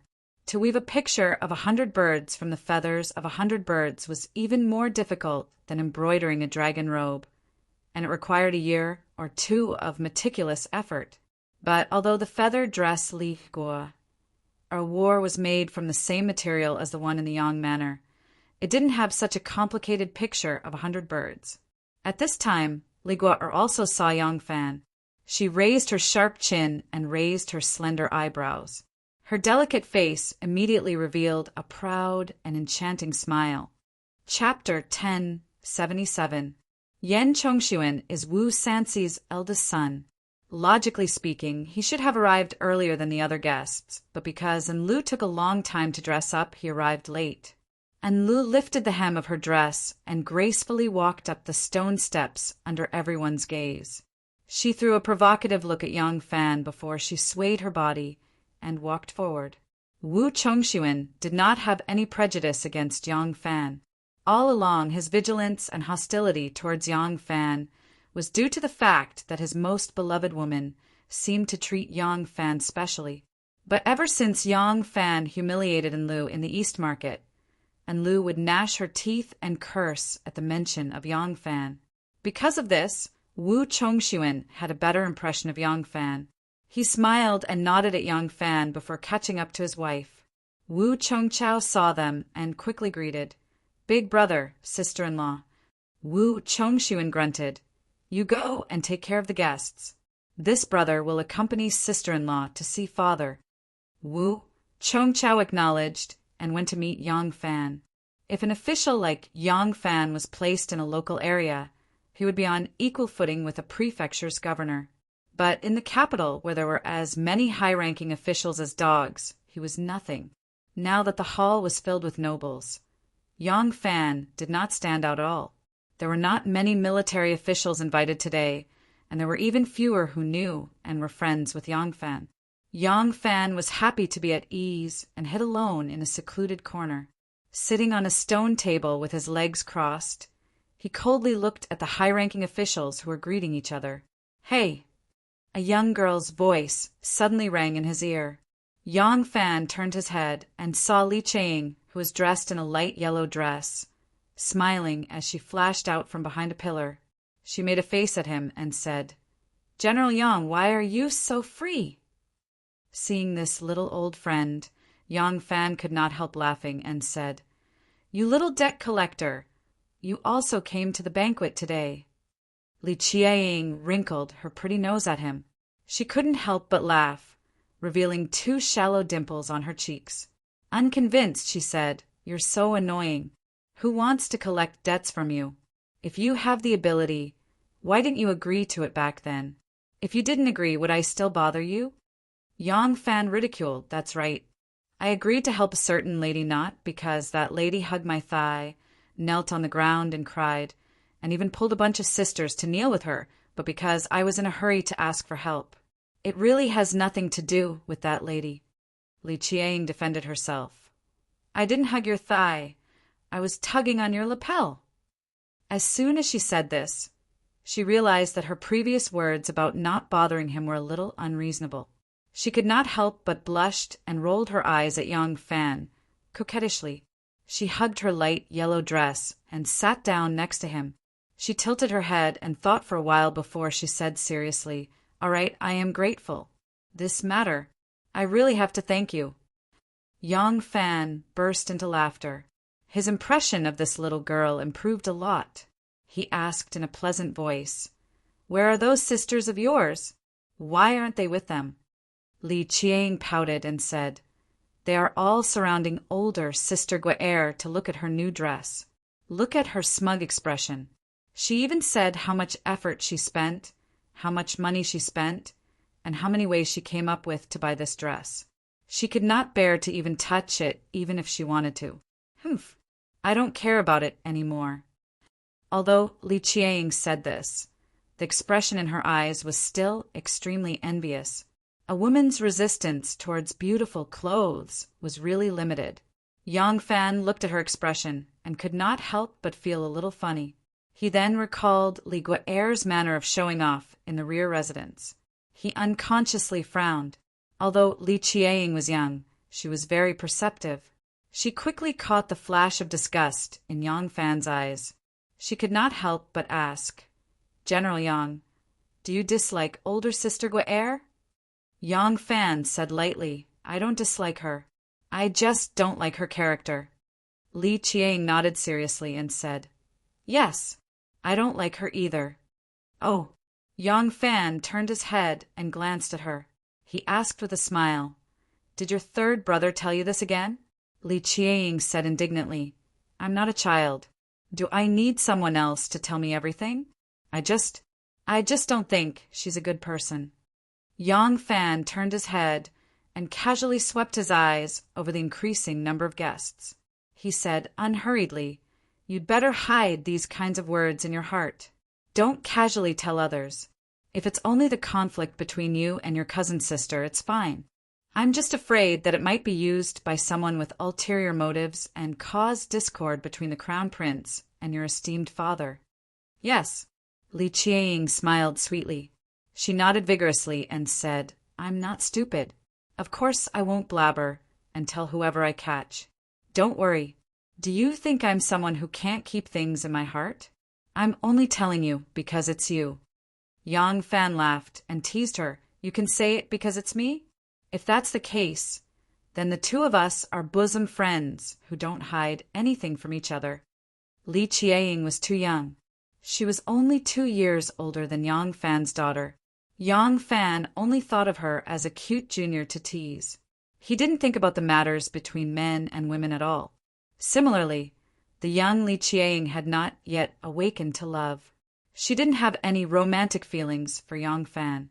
She only liked to talk to Yang Fan and had a little admiration for Yang Fan. Li Qiang made a face at Yang Fan naughtily and said with a giggle, "Of course don't. I know your little secret." Yang Fan's curiosity was piqued. He wanted to ask her what secret she had when the head steward responsible for welcoming guests in the Liang mansion suddenly used a loud voice to announce, "Duke, Yi has graced us with his presence." There were 20 to 30 Wangya in the Wu mansion today, but in terms of reputation and status, they couldn't compare to this Duke Yi. The guests in the courtyard instantly quieted. A moment later, they saw Wu Sansi, Wu Yizong, and the other senior members of the Wu family hurriedly come out of the hall to greet them. The guests naturally followed behind them to greet them. Seeing this, Li Qiang pouted and said angrily, "Really a group of flatterers." Then she narrowed her eyes and looked at Yang Fan. "Hey, do you want to go flatter that Duke Yi?" Yang Fan puffed out his chest and said proudly, "A real man lives in this world. How can I bend my back for 5 buckets of rice? I'm not going." Li Qiang immediately smiled like a flower. She gave him a thumbs up and praised, "Good one. A man that this lady has a whole new level of respect for should be different." Yang Fan rubbed his nose and said with embarrassment, "However, the tallest tree in the forest will be destroyed by the wind. If the dam is taller than the shore, the waves will destroy it. It's fine if we don't greet them, but if we sit here like this, we will definitely attract attention. Do you think we should find a place to hide first?" Li Qiang burst out laughing and said angrily, "You, so hypocritical!" As she spoke, she quickly jumped up as if she was playing a game. She said with great interest, "Let's go."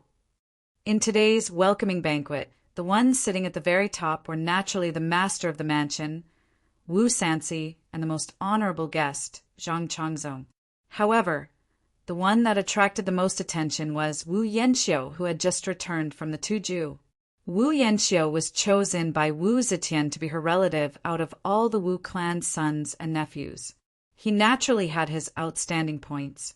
Among the Wu clan's sons, Wu Yanxiu was the most handsome. He was tall and had a graceful demeanor.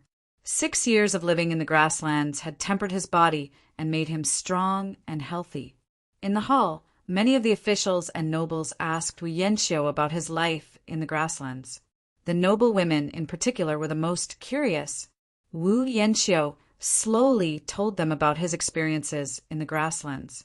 These nobles who were not familiar with the Tuju situation would occasionally exclaim in admiration.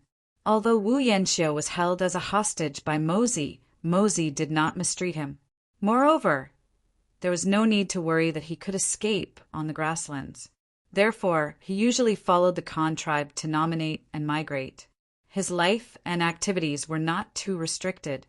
In these 6 years, Wu Yanxiu learned the Turkic language, learned many local folk songs, and learned a set of Turkic dances, including the popular Hushuan dance in the court and among the people of the Central Plains. This kind of experience was more like an adventure than a prisoner. Naturally, it satisfied the curiosity of the nobles and nobles. A gray-robed Taoist sat next to Zhang Changzong. The table in front of the Taoist was covered with vegetarian dishes. This Taoist quietly enjoyed his food. Whether it was Wu Yanxiu talking about his experiences in the grasslands or the interjections of others, he turned a deaf ear to them. He did not fit in with the noisy and lively atmosphere in the hall. This Taoist was brought here by Zhang Changzong. When he was introduced to Wu Sansi, Zhang Changzong boasted about this Taoist's abilities. It was obvious that he thought highly of him. However, Wu Sanxi only laughed it off. He did not believe it at all and kept a respectful distance from him. Wu Qingxi had once set up a Taoist to bewitch Lu Sili and Lu Lianyao to rebel, thus enticing Wu Zetian to use Lai Junqian again, causing this ruthless official to go crazy for the cruel politics of the Wu Zhou dynasty. Although Wu Sanxi didn't know that this incident was Wu Qingxi's plan, ever since that incident, Wu Sanxi kept a respectful distance from these Jianghu warlocks. When the three charlatans, the old nun of Hanoi, Taoist Shifeng, and the barbarian Moliai, fell from power, a large number of officials were implicated. Wu Sanxi was even more wary of them. Zhang Changzong was drinking when he heard Wu Yanxiu say that he was proficient in Hushuan dance. He suddenly interrupted him and said with a smile, "Duquan, have you learned Hushuan from the Turks?" "I have also practiced Hushuan, but unfortunately I did not have a good teacher to guide me. Since Duquan learned Hushuan dance from the Turks, it must be authentic. Can you dance it in court and let me see it?" Wu Yanxiu was stunned and did not answer. In this era, it was common for high officials and nobles to dance and dance when they were in a good mood. When the fat old man Di Renjie was drunk, he would also hold his long beard and shake his buttocks in front of his colleagues and juniors. He did not mind his prime minister status at all. In the past, the retired Emperor Li Yuan even played the pipa in the palace hall. Emperor Li Shimin also came down and sang and danced in front of the officials. This was the current trend. Therefore, when Zhang Changzong invited Wu Yanxiu to dance, it had nothing to do with their status. He did not treat her as a dancer or deliberately humiliate her. But how did Wu Yanxiu learn Hushuan dance? It was a skill that he learned during his 6 years as a prisoner when he was detained for 6 years and was close to the Turks. Now that Zhang Changzong asked him to entertain the public with Hushuan dance, he could not help but be suspected of exposing someone else's scars. When Wu Yanxiu was detained by the Turks, the second Zhang was not favored by Wu Zetian yet. Wu Yanxiu had just returned to the court, so he naturally did not know how important Zhang Changzong's status was. However, from the attitude of the guests towards Zhang Changzong, and from the fact that this handsome young man was the only one sitting next to King Liang, he knew that this person was of high status. Therefore, he could not reject him rashly. Just as he was hesitating, an extremely pleasant voice suddenly said, "And Lu also loves the Hushuan dance. Since cousin is good at dancing the Hushuan dance, why don't you dance for everyone in court? And Lu also wants to take the opportunity to observe and comprehend the most authentic Hushuan dance." Chapter 1078. Wu Yanxiu's eyes flashed and saw that it was Princess and Lu whom he had just met, and his eyes flashed. Just now when Wu Chongxuan brought his wife to pay his respects to this cousin who had just returned from the Turks. When Wu Yanxiu saw in Li's peerless countenance, he was shocked and his heart was shaken, and he could not control himself. Luckily, he remembered that Lu was a princess and also his uncle Wu Sanxi's eldest daughter-in-law, so he did not dare to have any thoughts of being rude. But Wu Yanxiu did not dare to think, but Lu dared to do it. When Lu saw Wu Yanxiu's handsome face and strong physique, she could not help but feel amorous. Ever since the last time she slept with Du Wentian and was caught in bed by her husband, although Wu Chongxuan loved her so much that he did not dare to criticize her for such an intolerable matter and secretly endured it, he became more and more guarded against her coming into contact with outsiders. And Lu herself did not know what chastity was, and to achieve her goal, she could easily untie a man's skirt and did not even care if the old or the young were beautiful or ugly. To satisfy her desire to conquer, she was willing to offer her body to those men who were not willing to treat her nicely, but she was interested in them. Other than that, she liked to taste different men and enjoy the thrill of clandestine love affairs. For such a slut, even if Wu Chongxuan was an indomitable man with an indomitable spirit and was in perfect harmony with her, he could not stop her from flirting and indulging herself. Moreover, Wu Chongxuan had always been subservient in front of her, and this made Lu sick of him. During this period of time, because of Wu Chongshuan's guard, and Lu did not steal for a long time and had endured for a long time. When she saw this cousin's handsome and strong physique, she could not help but feel a trace of lust. Therefore, when they were chatting, she would throw flirtatious glances at him behind her husband's back. When Wu Yanxiu saw this, he could not help but feel a little restless. He had already sensed that this sister-in-law's skirt was very loose, and she was not a good woman, who was as clean as ice and as clean as jade. Facing such a beauty, he could not help but have some wild thoughts and hoped that there would be an opportunity to get intimate with her. Now that Enlu also said that he wanted to watch the dance, Wu Yanxiu's soul was about to vanish from her body. Immediately, she wanted to agree. The reason why he didn't want to agree to Zhang Changzong's request just now was because he felt that he was exposing his own scars for other people's amusement. Now that there was a beauty he admired who was pretending to be a little girl and asking him to teach her how to dance, Wu Yanxiu could also use this as an excuse to avoid embarrassment, so he happily agreed. Wu Yanxiu nodded to Enlu with a smile and said in a clear voice, "Princess flatters me. Since that is the case, Yanxiu will dance for you. If there is anything inappropriate, please forgive me. There were a lot of guests today, other than Wu Sanxi and Zhang Changzong. Everyone else was seated separately without any order. In order to make it easier for them to greet the guests, the Wu princes were all seated in the middle of the tables, so that they could greet the guests closer. Naturally, the guests would not have to be arranged according to seniority. Wu Sanxi was holding a banquet today, and he had already greeted Yang Fan. Since King Liang had done so, he had no choice but to come. However, he didn't want to appear too close to the Wu clan. Because of this convenience, he deliberately chose a seat near the back. Behind him was a massive pillar, so he leaned against it and drank in a leisurely manner. He could also see the entire hall from top to bottom, which made him quite relaxed and carefree. "Hey, do you know how to dance the Huxian?" A familiar child's voice suddenly rang out in his ears. Yang Fan didn't even turn around. He could tell from the voice that it was Li Shinyang from the prince of Xiang's estate. Yang Fan listened to the stirring beating of the jia drum and looked at the singing and dancing Wu Yanxiu. He replied, "I don't know how." Li Qieying was delighted. "Huh. So there are things you don't know.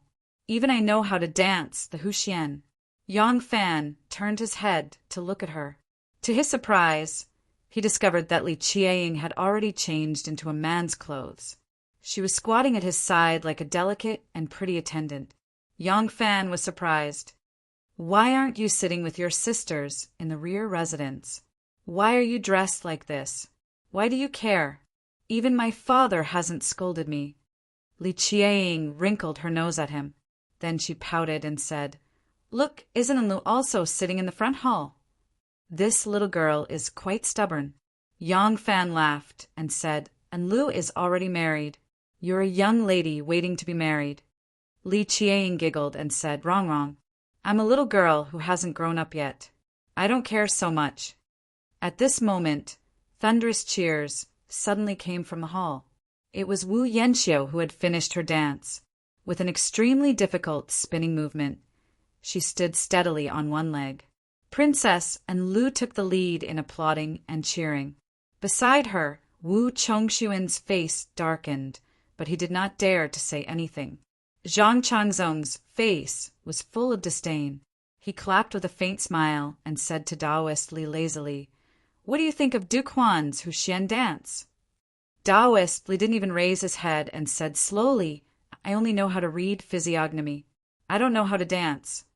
Wu Yanxiu saw Princess and Lu applauding enthusiastically and couldn't help but smile at her. Suddenly hearing the Taoist's words, she felt that she had lost face in front of a beauty. She was extremely unhappy and said, "I didn't expect Taoist Li to have such skills. What do you think of my physiognomy?" Taoist Li finally raised his eyes and looked her up and down. He said slowly, "Both ears have no wheels, eyebrows are low, and eyes are low. Just as one tribulation is over, another tribulation is coming." Wu Yanxiu was startled, and anger appeared on her face. She forced herself to restrain and said, "This Taoist, please speak clearly. Just as one tribulation is over, another tribulation is coming." Li Hongtai was obviously here on Yang Fan's orders to set up a trap for Zhang Chongzong. He didn't mind helping Zhang Chongzong offend a few more people. On the contrary, he was going to leave after today's banquet. No matter how many bad debts he had, he would eventually be blamed on Zhang Chongzong. Li Hongtai laughed and said loudly, "Benefactor, you've already met the previous tribulation. It's the body-bind realm. The next tribulation will naturally be the life-bind realm." Wu Yanxia was furious. She took 2 steps forward and shouted, "You ox nose! Speak clearly. What tribulation is this duke facing, and when will he die?" Li Hongtai smiled faintly and said, "The mysteries of heaven cannot be revealed." Wu Yanxia was furious and was about to pounce on Zhang Chongzong. However, Zhang Chongzong straightened his body and narrowed his eyes threateningly. Seeing this, Princess Enlu suddenly giggled and clapped her hands lightly. She said in a sweet voice, "Taoist is really good-looking and his physiognomy is really vivid. Everyone who lives for 100 years will eventually die. Cousin, even if you live for another 70 or 80 years, you will still die in the end. When that time comes, will you praise me for being accurate?" Once Enlu said this, there was a burst of laughter in the hall. Enlu smiled sweetly at Li Hongtai and said in a sweet voice, "May I ask Taoist, what do you think of my physiognomy?" This Enlu was teasing him sincerely. Not only was her voice sweet, it was also full of charm. In many men's hearts, her voice was like a feather tickling their hearts. It was extremely itchy. Looking at her charming look, it was even more dazzling.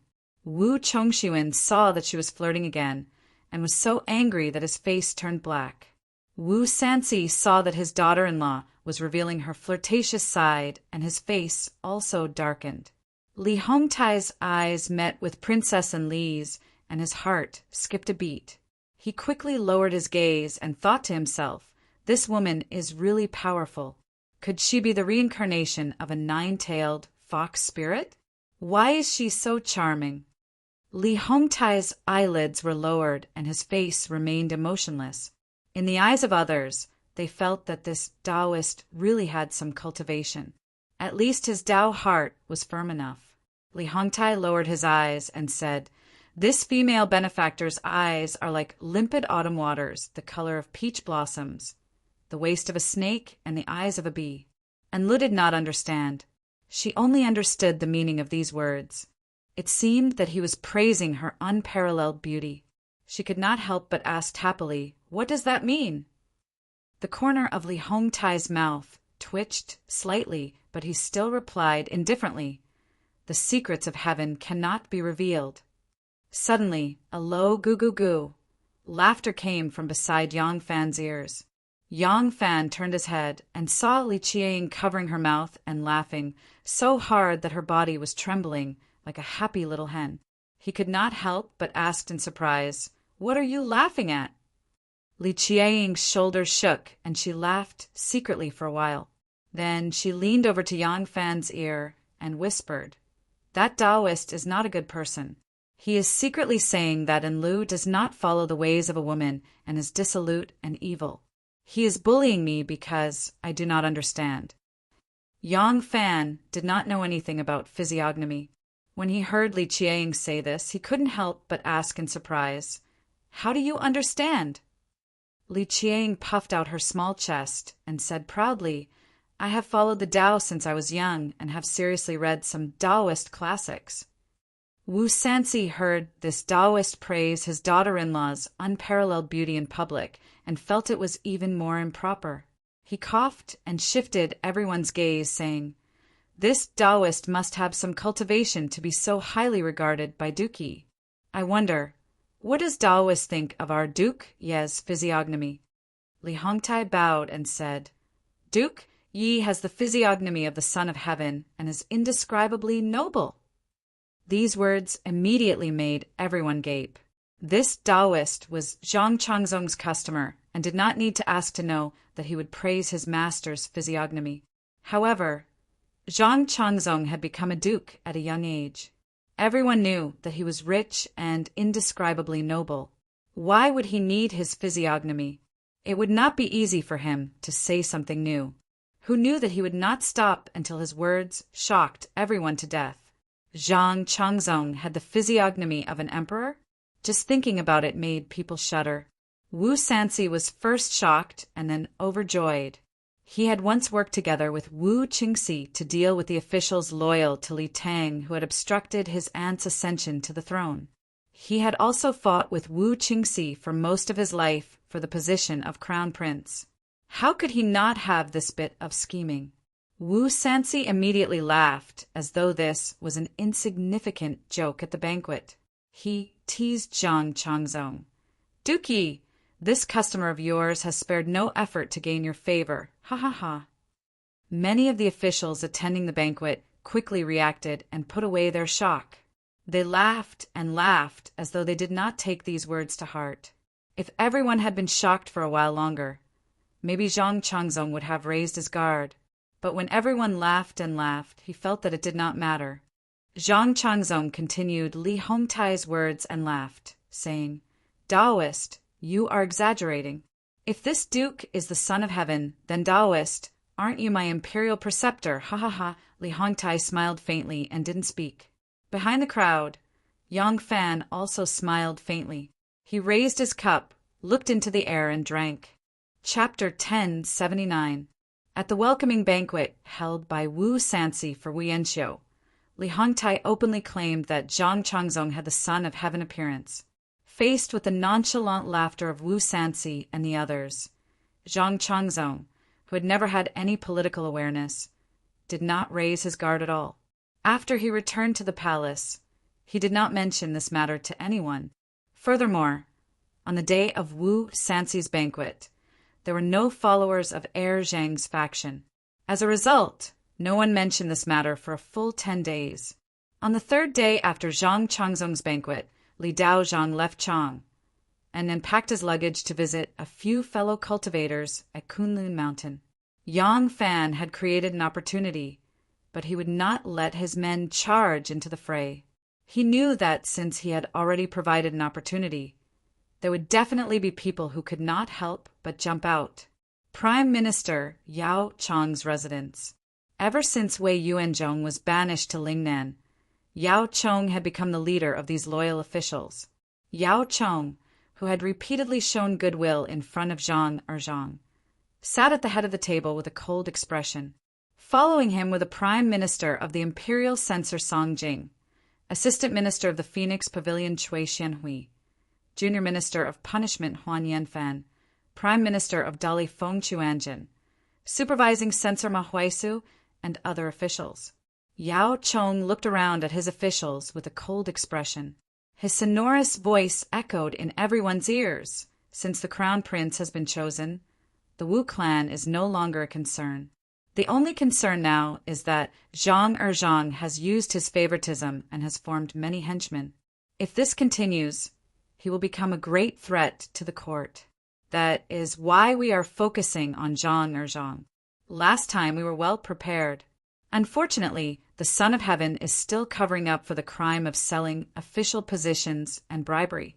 Now, Zhang Changzong is arrogant and openly accepts the Son of Heaven appearance's compliment. This is undoubtedly treason. This time, we must not hesitate to take advantage of this loophole and punish him. Junior Minister of Punishment Huan Yanfan said angrily, "Zhang Changzong accepted the compliment and has the Son of Heaven's appearance. This is unfilial." Liang Wanggu Sanci was at the banquet and heard it with his own ears and saw it with his own eyes. It has been half a month, but he has not reacted.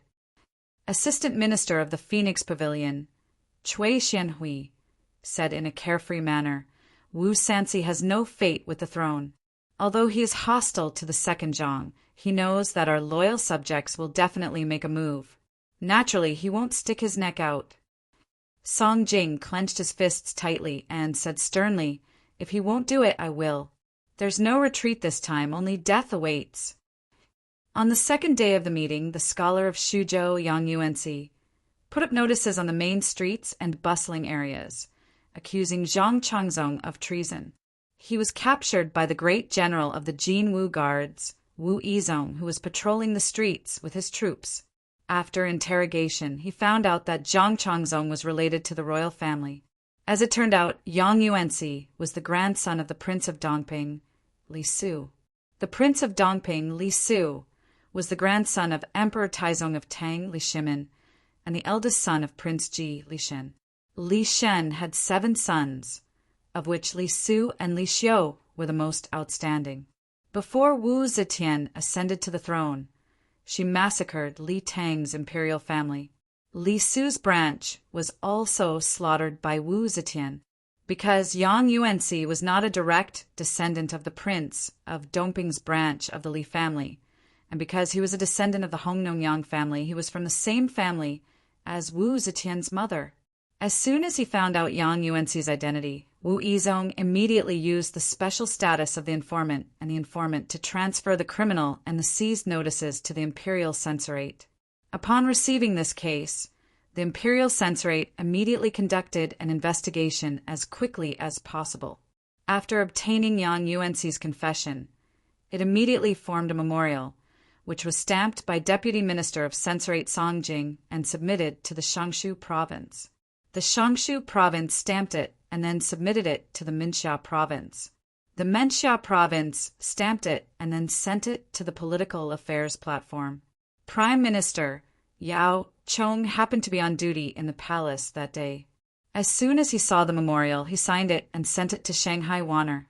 From the moment Yang Yuanci put up notices on the streets of Chang and announcing Zhang Changzong's treason to when Shanghai Wanner appeared before Wu Zetian with this memorial, it passed through the Jinwu Guards, the Imperial Censorate, the Minxia province, and the Political Affairs platform. However, the entire process took only half a day. The government offices involved included the Jinwu Guards, which were controlled by the Wu clan, the Imperial Censorate, which was loyal to the Crown Prince, the Shangshu province, which was subordinate to the Prince of Xiang, the Minxia province, which was controlled by Princess Taiping and Shanghai Wanner, which was subordinate to the prestigious clan Xianzong. All these factions had not gone through any rehearsal or communication beforehand, yet they had reached an astonishing tacit understanding. It seemed like all the factions were waiting for someone to make a move. They were like a group of hunters, their hands gripping sharp blades as they stared at a fierce tiger ready to pounce on them at any moment. No one dared to make the first move, nor did they dare to whisper to each other. However, they were even more aware that they could not turn their backs on the tiger, so they could only maintain the stalemate. This stalemate continued until one of the hunters could not help but roar and rush forward. All the other hunters moved at the same time.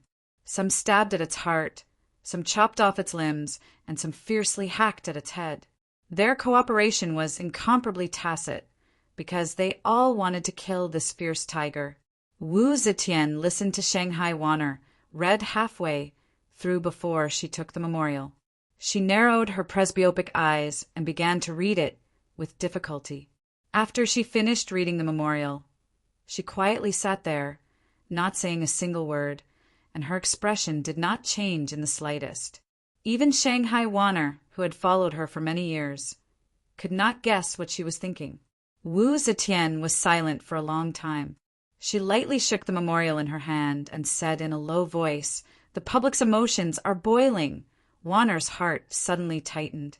Only now did Wu Zetian's mouth reveal a sliver of unconcealable mockery.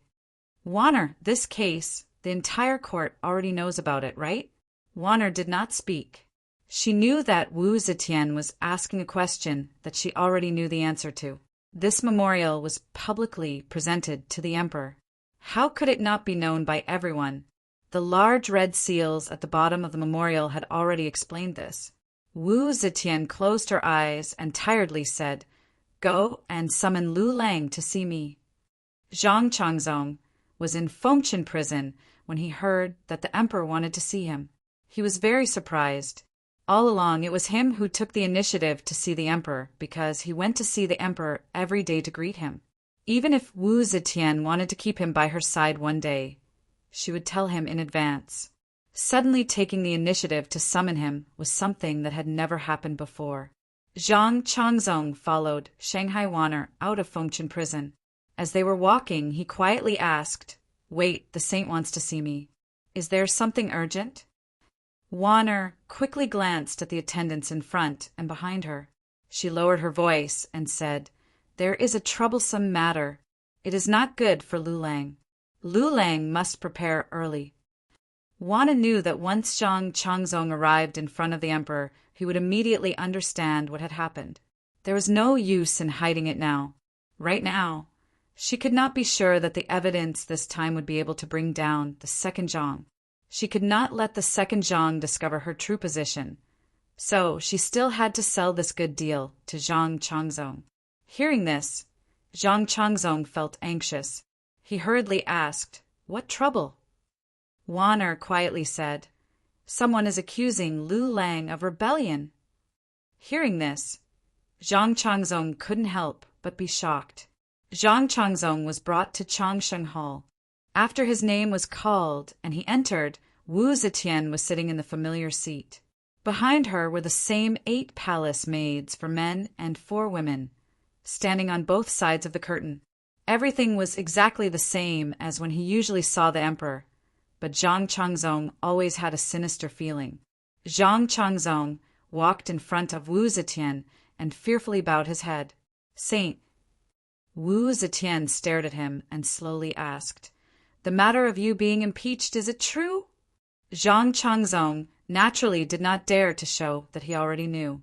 He blankly raised his head and looked at Wu Zetian with confusion. He asked, "What is the saint talking about?" Wu Zetian said in a low voice, "The imperial censor has submitted a memorial. The minister of state and the palace master have added a seal. The prime minister has supported by. They say that Yang Yuanxi of Shuzhou has rebelled. Lu Lang, I accuse you of rebellion. The saint is wise. How could I dare to rebel? How could I rebel against His Majesty?" Zhang Changzong's legs turned to jelly. He knelt in front of Wu Zetian. His forehead was dripping with sweat. He angrily said, "I am loyal and devoted to the saint and have never had the slightest intention of betrayal. The officials hate me out of jealousy, so they keep slandering me.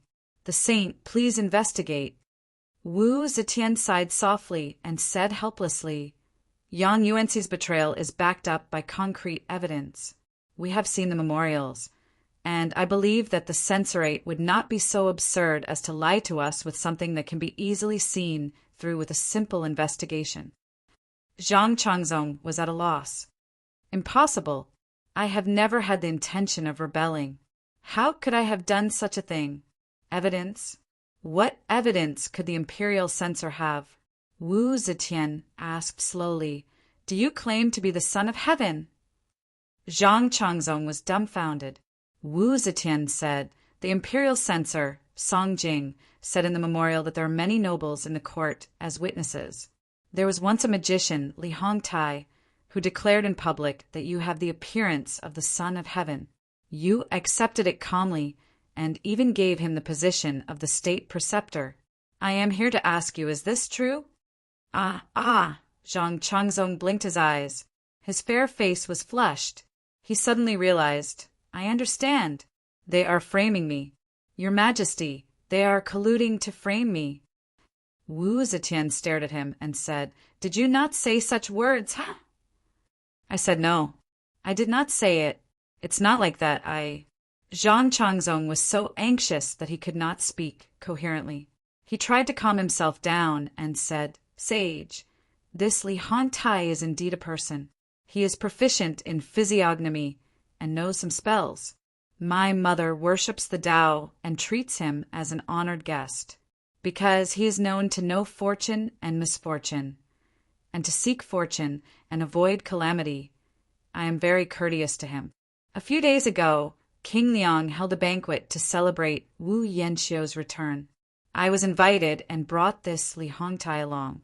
At the banquet, Someone asked Taoist Li to look at his face and occasionally mentioned my physiognomy. Li Hongtai said that I have the appearance of the Son of Heaven. At that time, everyone laughed.